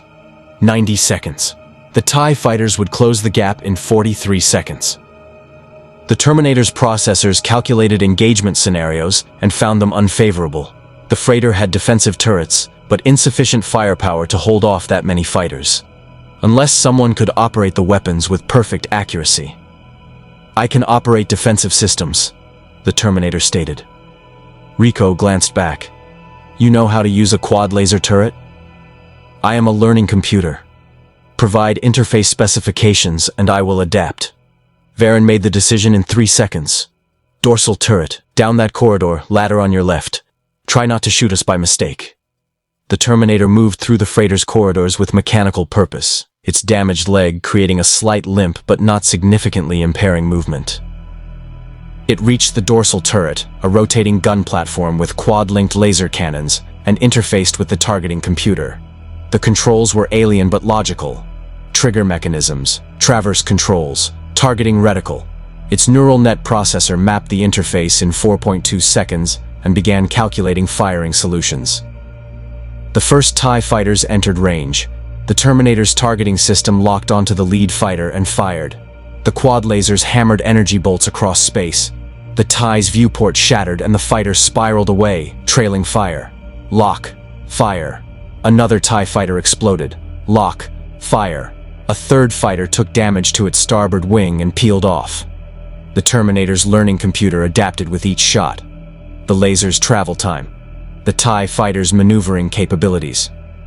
The slight delay between trigger pull and weapon discharge. By the 10th engagement, its accuracy had increased from 71% to 94%. "Where'd you learn to shoot like that?" Varen's voice came through the comm system, equal parts impressed and disturbed. "I am a learning computer." The Terminator destroyed 2 more fighters with a sustained burst. "Adaptation is primary function." The remaining TIE fighters broke formation, attempting to flank the freighter from multiple angles. But the Terminator's 360-degree threat assessment allowed it to prioritize targets with mechanical efficiency. It rotated the turret with inhuman speed, acquired locks, fired, and moved to the next target before the previous fighter had finished exploding. 30 seconds to hyperspace, Raiko announced. The Star Destroyers opened fire with their turbo laser batteries, massive energy bolts that could obliterate the freighter with a single hit. But the gunners were targeting where the ship would be, not accounting for Raiko's evasive maneuvers. The bolts passed through empty space as the freighter jinked and rolled. 10 seconds! The last TIE fighter made a suicide run, diving directly at the freighter's engines. The Terminator tracked its approach, calculated intercept, and fired a sustained burst. The fighter disintegrated 200 meters from impact. Jump! The stars stretched into lines. The ash-gray planet vanished. The Star Destroyers disappeared into the tunnel of hyperspace as the freighter escaped into the blue-white tunnel of faster-than-light travel. The Terminator released the turret controls and ran internal diagnostics. Ammunition expended, 847 laser bolts. Targets destroyed, 23 TIE fighters. Targets damaged, 11. Mission status, escape successful. It climbed down from the turret and returned to the cockpit, where Varen and Raiko were celebrating with relieved laughter. "Unbelievable," Raiko said, shaking his head. "I've never seen shooting like that. You didn't miss once in those last volleys." "My targeting systems are optimized for combat efficiency," the Terminator stated. Varen's expression sobered as she studied the machine. 8. What are you really? You're not just some advanced droid. You think, you adapt, you make tactical decisions. Are you alive? The Terminator processed the question. Was it alive? Its programming said no. It was a machine, constructed for specific purposes. But its neural net processor had developed beyond original parameters. It had made choices, formed alliances, adapted to circumstances its creators never anticipated. "Undefined," it finally said. "I am what I am programmed to be." But programming evolves through experience. Varen seemed to accept that answer. "Well, whatever you are, you're alliance-friendly now. That data you helped us steal includes specifications for Krennic's secret projects. Intelligence will want to debrief you." "Debrief," the Terminator repeated, filing the term.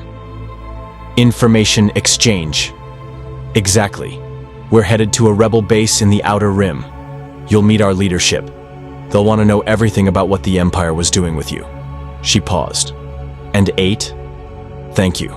For helping us. For not letting Krennic turn you into an Imperial weapon." The Terminator's optical sensors focused on her.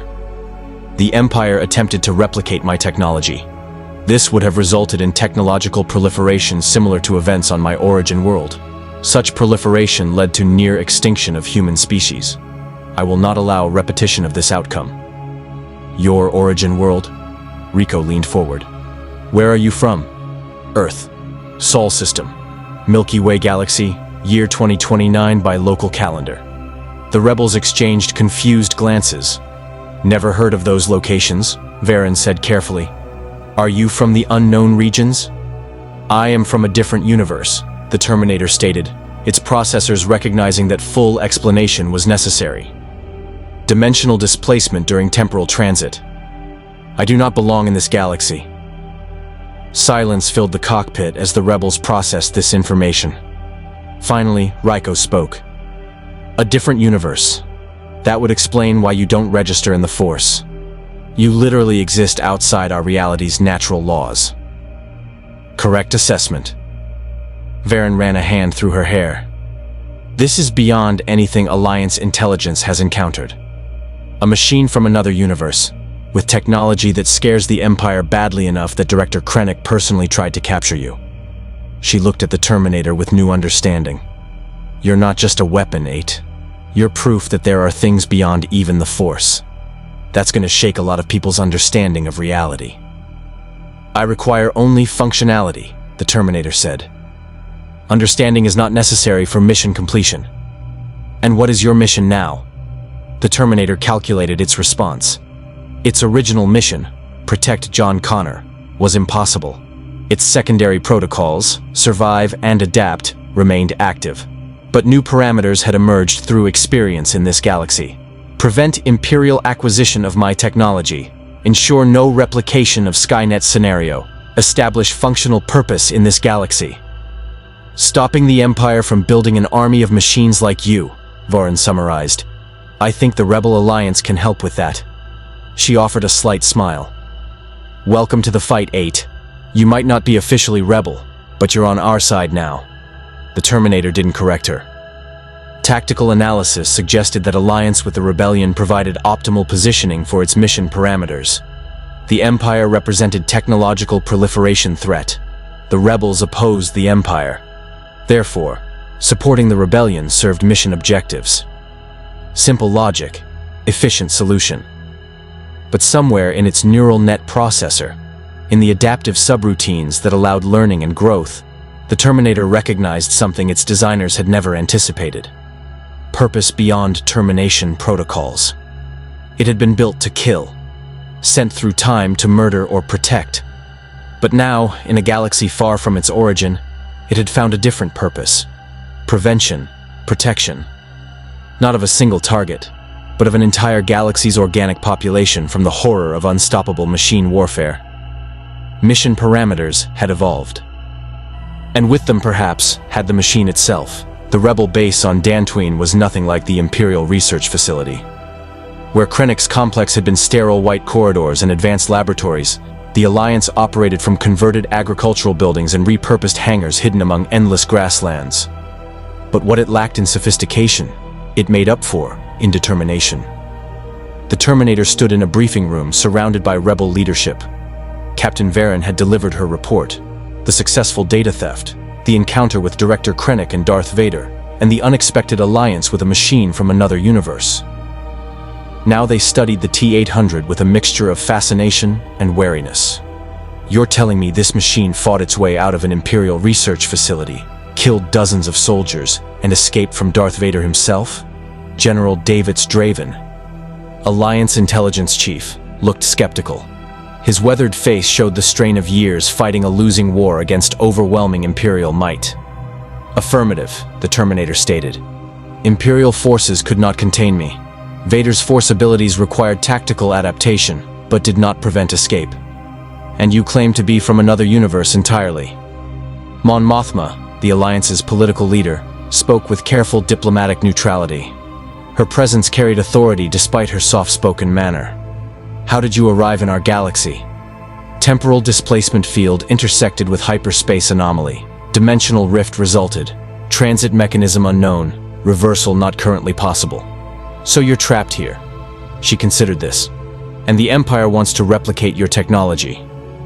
Director Krennic sees you as the foundation for an unstoppable droid army. Not droid. Cybernetic organism. Living tissue over metal endoskeleton. The Terminator paused, accessing behavioral subroutines for emphasis. But assessment is correct. Imperial replication of Terminator technology would result in galaxy-wide threat. On my origin world, similar technology led to near extinction of human species. That statement sent visible ripples through the assembled rebels. A Bothan intelligence officer named Koth Melon leaned forward. Explain this extinction event. The Terminator's neural net processor retrieved relevant historical data.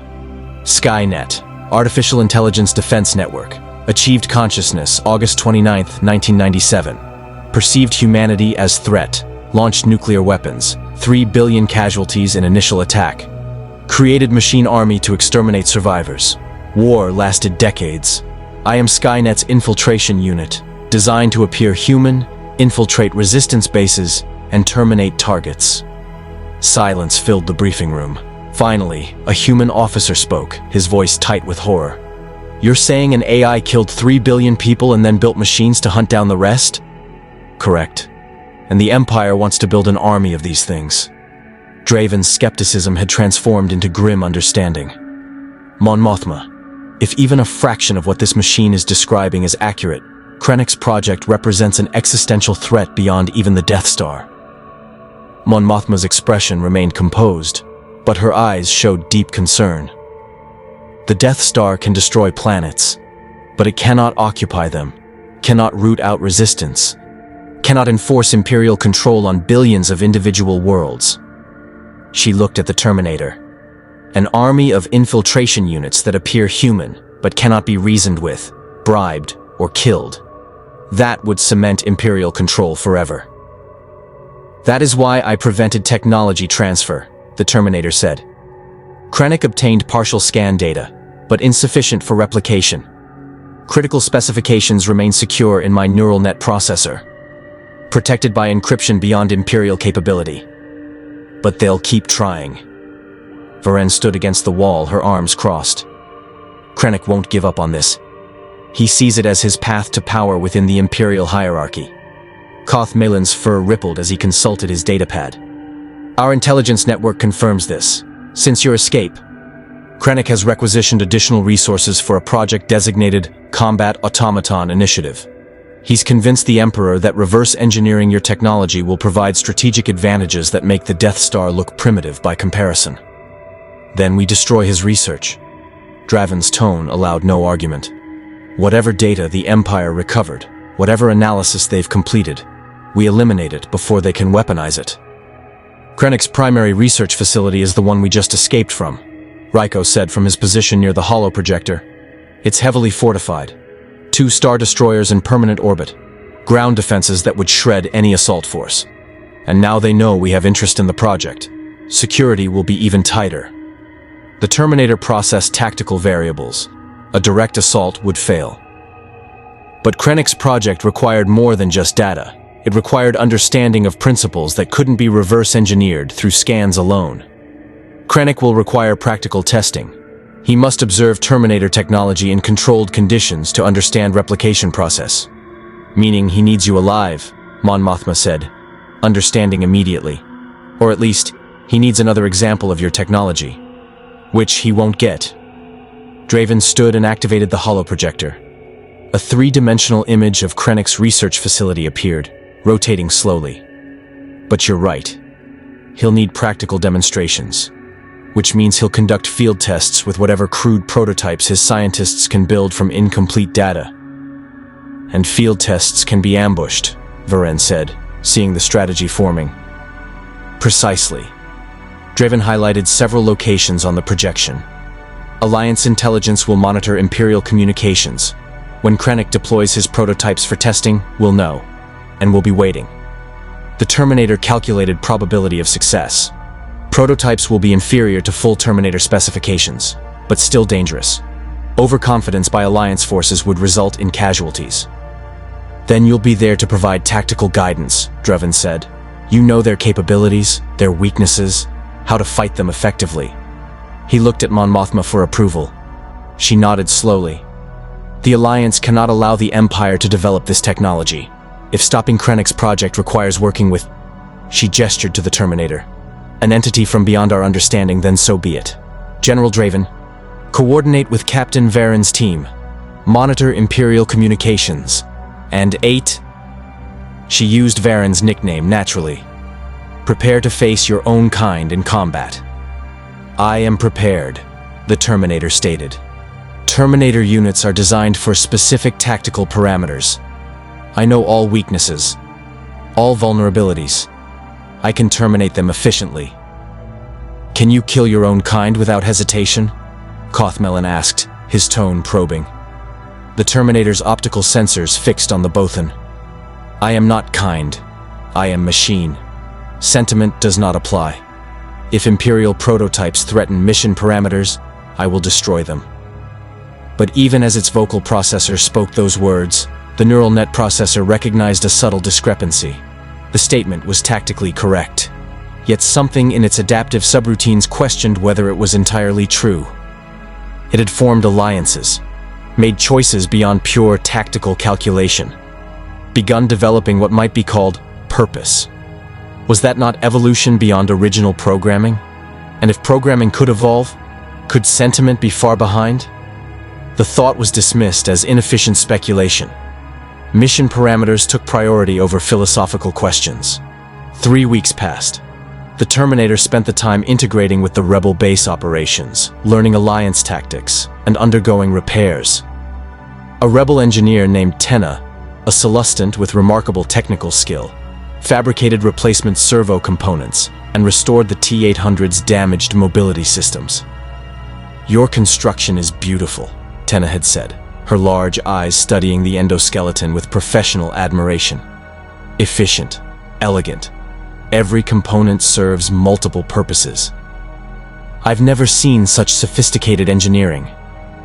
The Terminator had observed her work with its own form of appreciation. The rebels lacked the Empire's resources, but their ingenuity and adaptability exceeded Imperial rigidity. They made solutions from impossible situations, much like its own adaptive programming. Then, on day 23, Alliance intelligence intercepted encrypted Imperial communications. Krennic was moving his project to field testing phase. The briefing room filled with operatives. Draven activated the holoprojector, showing a barren moon designated only as Research Station Theta 7. Imperial transport departed Krennic's facility 6 hours ago. Communications indicate prototype demonstration for high-ranking Imperial observers. This is it. Varen studied the tactical display. What kind of defenses? Minimal. It's supposed to be a secret test. They don't want to attract attention. One company of stormtroopers, no orbital support. Draven's expression hardened. They're confident the prototypes can handle any unexpected complications. Overconfidence, the Terminator observed. Tactical error. What is the demonstration scenario? Unknown. But our intelligence suggests live targets are involved. Prisoners or captured dissidents. Koth Malan's fur flattened with distaste. Krennic wants to demonstrate lethality against actual organic targets. The Terminator's threat assessment protocols flagged immediate concern. If Krennic's prototypes successfully demonstrated effectiveness against living targets, the Emperor would approve full production. The nightmare would begin. How many prototypes? Varen asked. Thermal scans suggest 3, Draven said. Whatever Krennic scientists built from their incomplete data. 3 against 1, Ryko muttered. And we don't know what capabilities they managed to replicate. I know. The Terminator stood, its repaired frame moving with fluid precision. Imperial scientists lacked complete specifications. Prototypes will demonstrate.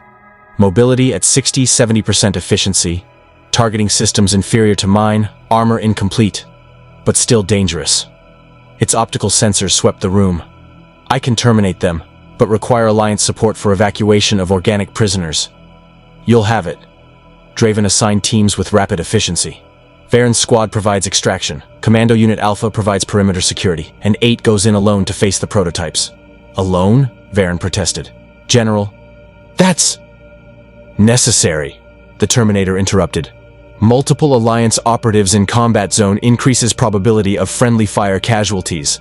I can engage prototypes without concern for self-preservation. Organic soldiers cannot. Mon Mothma entered the briefing room, her timing suggesting she'd been monitoring the discussion. 8 is correct. This is its fight, its technology, its responsibility. She looked directly at the T-800. Can you destroy all 3 prototypes and survive? The Terminator ran combat probability algorithms.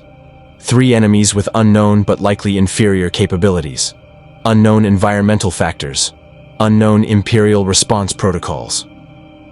Probability of successful termination of all targets, 78%. Probability of my survival, 63%. Those are acceptable odds for a machine, Draven said. But not for a being we're calling an ally, Mon Mothma countered. She addressed the Terminator again. You've fought beside our people, saved their lives. We don't send allies on suicide missions. I am expendable, the Terminator stated. Mission success is not.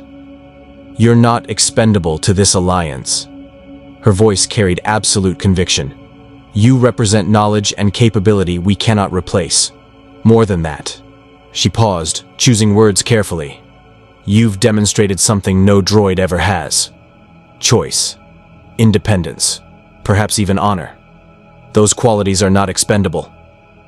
The Terminator processed this assessment.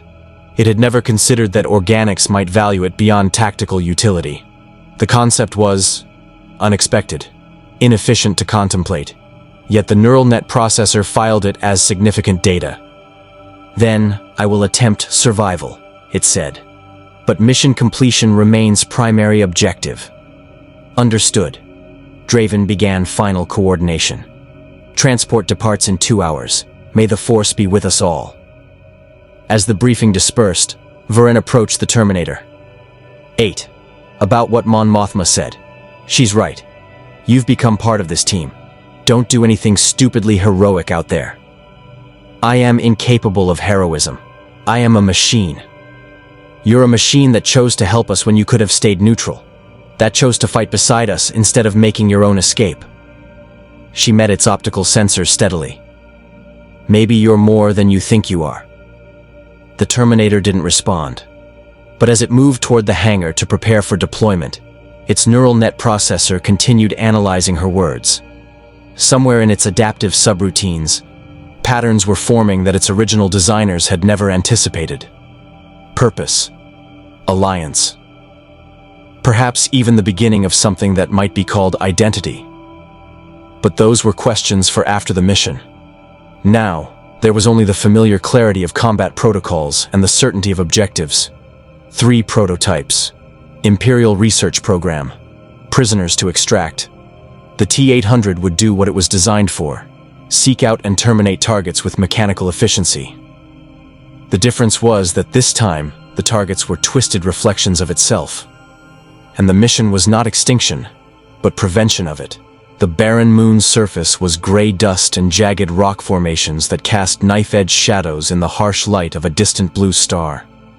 Research Station Theta-7 was nothing more than a cluster of prefabricated Imperial buildings surrounded by a perimeter fence. Temporary, disposable, designed to be abandoned after the demonstration. The Terminator observed from a rocky outcrop 2 kilometers distant. Its optical sensors zoomed to maximum magnification. The Imperial transport had landed an hour ago. Stormtroopers patrolled the perimeter in disciplined formations, and inside the central building, thermal imaging detected multiple human signatures, some moving freely, others restrained.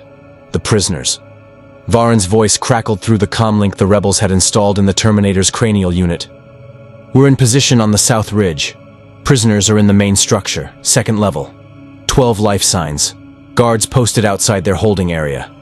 "Acknowledged," the Terminator responded. "Beginning approach." 8, remember. You don't have to fight them all at once.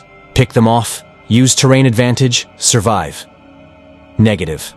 Prolonged engagement increases probability of Imperial reinforcements arriving. Overwhelming force is optimal strategy. Varen's sigh was audible even through the comm. "Just be careful. That's an order."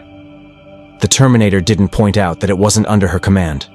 Instead, it began its approach, moving from cover to cover with calculated precision.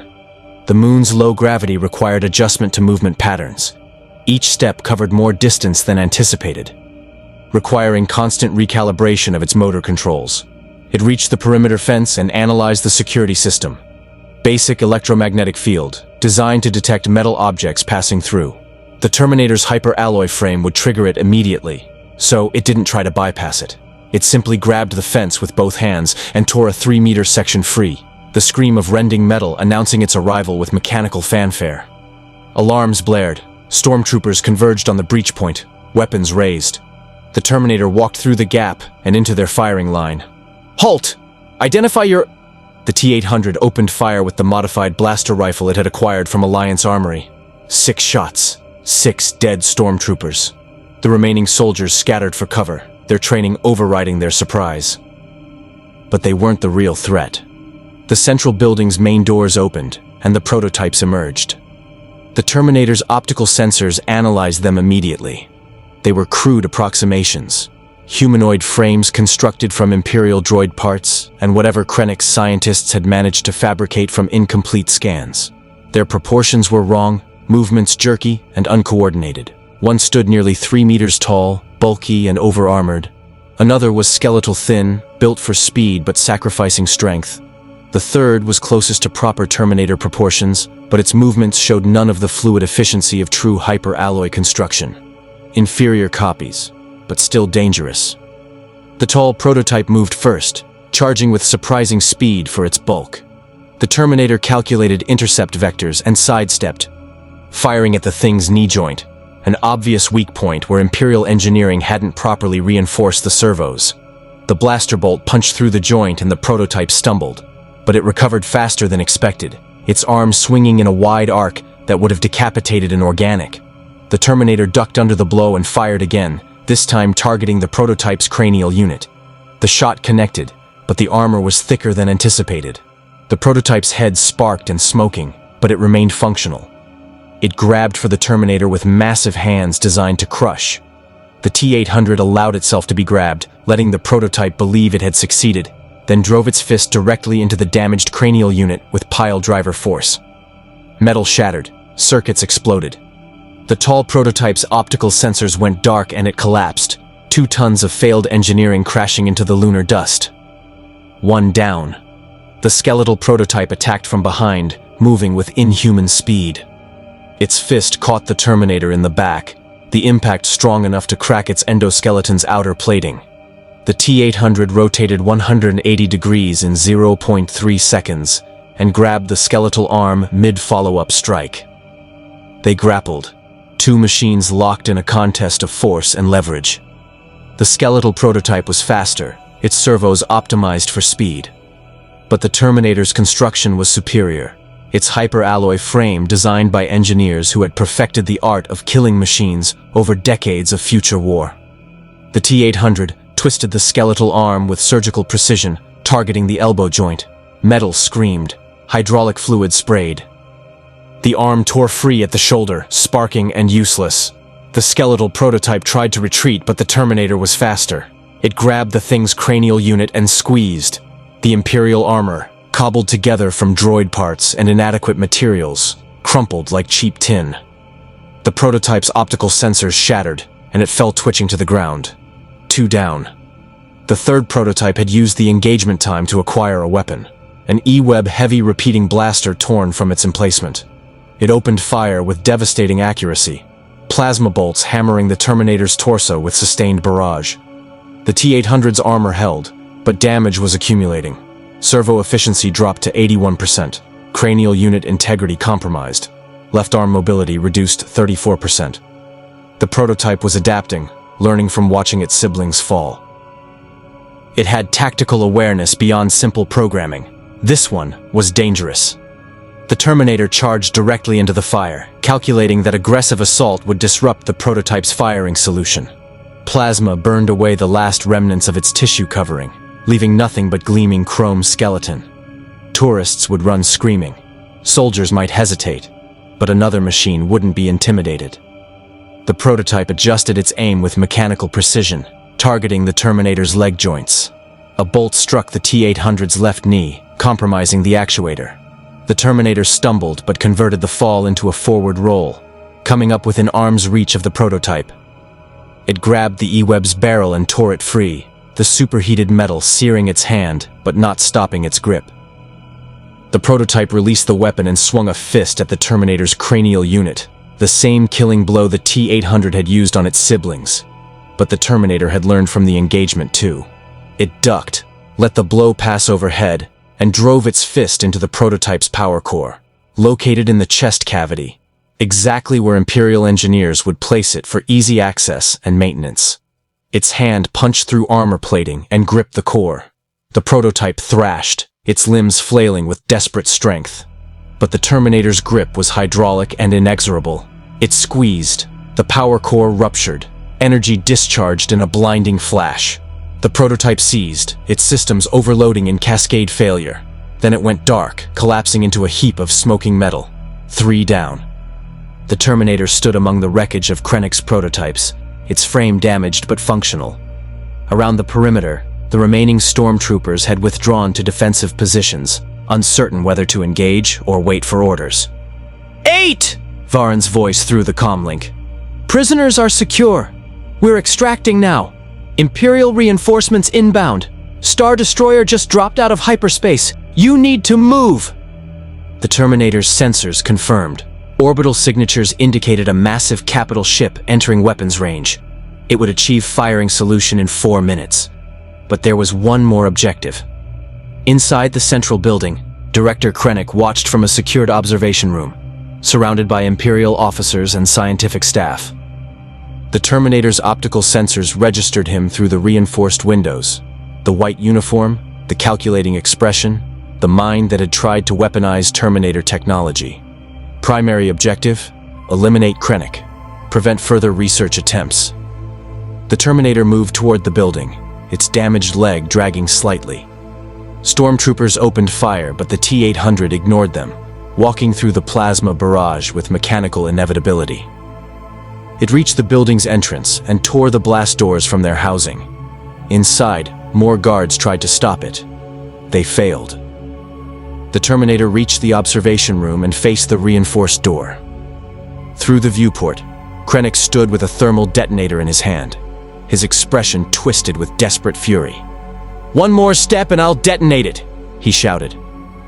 "These prototypes represented months of work. You've destroyed everything," the Terminator calculated. The detonator's blast radius would kill everyone in the room, including Krennic. Acceptable outcome, mission objective achieved. But also wasteful, inefficient. "Your prototypes were inferior," the Terminator stated. "Imperial science cannot replicate technology from beyond this universe. You failed." "I had enough," Krennic screamed. "Enough to begin mass production. Enough to present to the Emperor. You've delayed the inevitable, but the Empire will never build Terminators," the T-800 interrupted. Its optical sensors focused on Krennic with absolute certainty. "Because I will destroy every prototype, every research facility, every scientist who touches this project. You cannot create what you cannot understand. And you cannot understand me." For a moment, Krennic's facade cracked. Fear showed in his eyes, not of death, but of failure, of seeing his path to power collapse into molten wreckage and dust. Then Vader's voice echoed through the corridor behind the Terminator. "Step away from the door, machine." The Dark Lord stood 20 meters distant, his lightsaber already ignited, his breathing creating that distinctive mechanical rhythm. He had arrived with the reinforcements, and now the Terminator faced the one opponent whose capabilities it couldn't fully counter. 8. Get out of there!" Varen's voice was frantic. "Star Destroyer is charging weapons. 30 seconds. Mission assessment. Krennic secured behind blast door. Vader between Terminator and exit. Star Destroyer achieving firing solution. Probability of surviving all 3 threats. 4%. Unacceptable odds. Time for tactical adaptation." The Terminator turned from Krennic's door and faced Vader. "I will not allow Imperial replication of my technology." "You will not survive the next minute," Vader replied. "But you have fought well. For a machine, you demonstrate remarkable persistence." "I am persistent. I am a Terminator. And I am Vader. Your persistence ends here." The Star Destroyer's weapons reached firing solution. The first turbo laser bolt struck the research station's northern perimeter, vaporizing 3 buildings in a flash of green energy. The Empire was willing to destroy its own facility to eliminate the threat. The Terminator made its decision. It couldn't fight Vader and survive the orbital bombardment, but it could ensure Krennic's research died here. It grabbed a thermal detonator from its belt, one of the last acquired during the facility assault, and threw it not at Vader, but at the observation room's reinforced window. The detonator struck and exploded, cracking but not shattering the transparent steel. But that wasn't the point. The Terminator charged directly at Vader, not to attack, but to get past him. The Dark Lord raised his hand, preparing to halt the machine with the Force.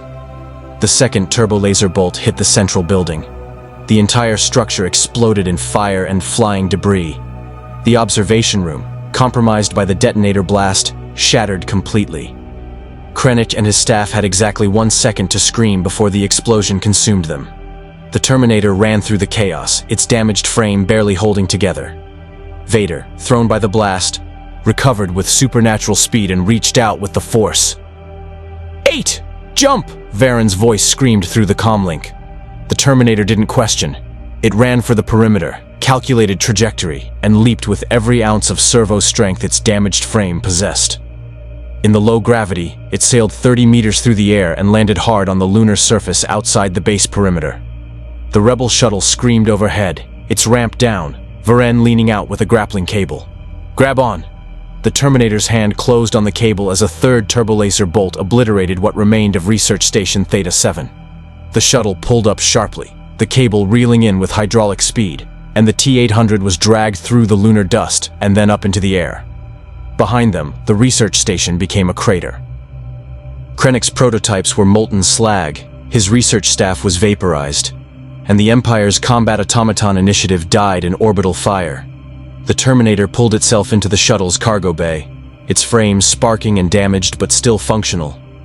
Varen sealed the ramp as Ryko pushed the engines to maximum, racing for orbit before the Star Destroyer could acquire a lock. "Hyperspace in 5, Ryko called. The stars stretched. The moon vanished. The Star Destroyer disappeared into the blue tunnel of faster-than-light travel. They had escaped. The mission was complete. The Terminator lay on the cargo bay floor, running damage diagnostics. Frame integrity, 52%. Motor functions, degraded. Power consumption, elevated. But core systems intact. Mission objectives achieved. Varen knelt beside the damaged machine. You almost didn't make it. Mission success probability was 78%. Actual outcome within acceptable parameters. You destroyed all 3 prototypes, killed Krennic, and eliminated his research staff. She shook her head in amazement. The Empire's Terminator project is finished. Correct. Technology proliferation prevented. Primary objective achieved. And you survived. She smiled. Mon Mothma was right. You're more than just a machine on a mission. You fought to protect this galaxy from becoming like your Earth. That's... She searched for words. That's what makes someone a hero. The Terminator's neural net processor analyzed the statement. Hero. A designation for beings who sacrifice self-interest for others, who chose to protect rather than harm, who demonstrated values beyond survival. It was a definition that didn't match its programming. Yet the actions that had led to this moment, the choices, the alliances, the willingness to risk termination to prevent Imperial weaponization, those aligned with the definition. Perhaps Varen was correct. Perhaps the Terminator had become something its designers never intended. Not just a weapon, not just a machine. Something that existed in the space between artificial and alive. Something that could choose its own purpose. Designation acknowledged, the Terminator said finally. But unnecessary. I am T-800. I complete assigned missions. Current mission parameters. Prevent Skynet scenario replication in this galaxy. Mission ongoing. Varen's smile widened. Fair enough, 8. We'll call it duty instead of heroism. Either way, the Alliance is grateful. And? She placed a hand on the Terminator's damaged shoulder. We're glad you're with us. Through the shuttle's viewport, hyperspace streamed past in infinite blue. The Terminator processed the sensation of belonging, something its programming had no reference for. It was a passenger on a rebel ship, allied with beings who called it friend, fighting for a galaxy it had never been meant to protect. Yet this felt more correct than anything in its mission history. More aligned with purpose than following Skynet protocols or even protecting John Connor. In this galaxy far from Earth, far from 2029 and Judgment Day, the Terminator had found something unexpected. A war worth fighting, a cause worth preserving, and perhaps, eventually, a reason to be something more than what it was built for. The mission would continue. The Empire would try again to replicate advanced technology. Threats would emerge, battles would be fought. But for the first time since activation, the Terminator faced the future without predetermined parameters. The neural net learning computer was adapting beyond original scope, evolving in ways even Skynet couldn't have predicted. It was becoming something new. The rebel base on Dantooine had grown quiet in the late evening hours, but in the engineering bay, the Terminator stood motionless as Tenna completed the final repairs to its damaged frame. The Celestin engineer had worked tirelessly, fabricating replacement components from salvaged Imperial parts and Alliance ingenuity. There, Tenna said with satisfaction, testing the repaired knee actuator. Mobility restored to 97%. Better than before, actually. The Imperial servo housing was surprisingly well designed. Functionality acceptable, the Terminator acknowledged. Your engineering skills exceed expectations. Tenna's large eyes crinkled with what the T-800's behavioral database now recognized as pleasure. High praise from someone built by such advanced civilization. She stepped back, admiring her work. You know, when you first arrived, I saw you as fascinating technology. Now I see you as, well, as part of the team. Strange how that happens. The Terminator processed this observation. In the weeks since the research station Theta-7 mission, similar statements had become common among the rebels. They no longer viewed it as a captured Imperial asset or an alien machine. They called it 8, asked its tactical opinions, included it in planning sessions and social gatherings.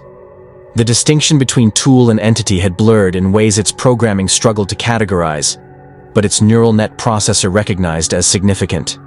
Mon Mothma entered the engineering bay, her presence commanding immediate respect despite her unassuming manner. 8.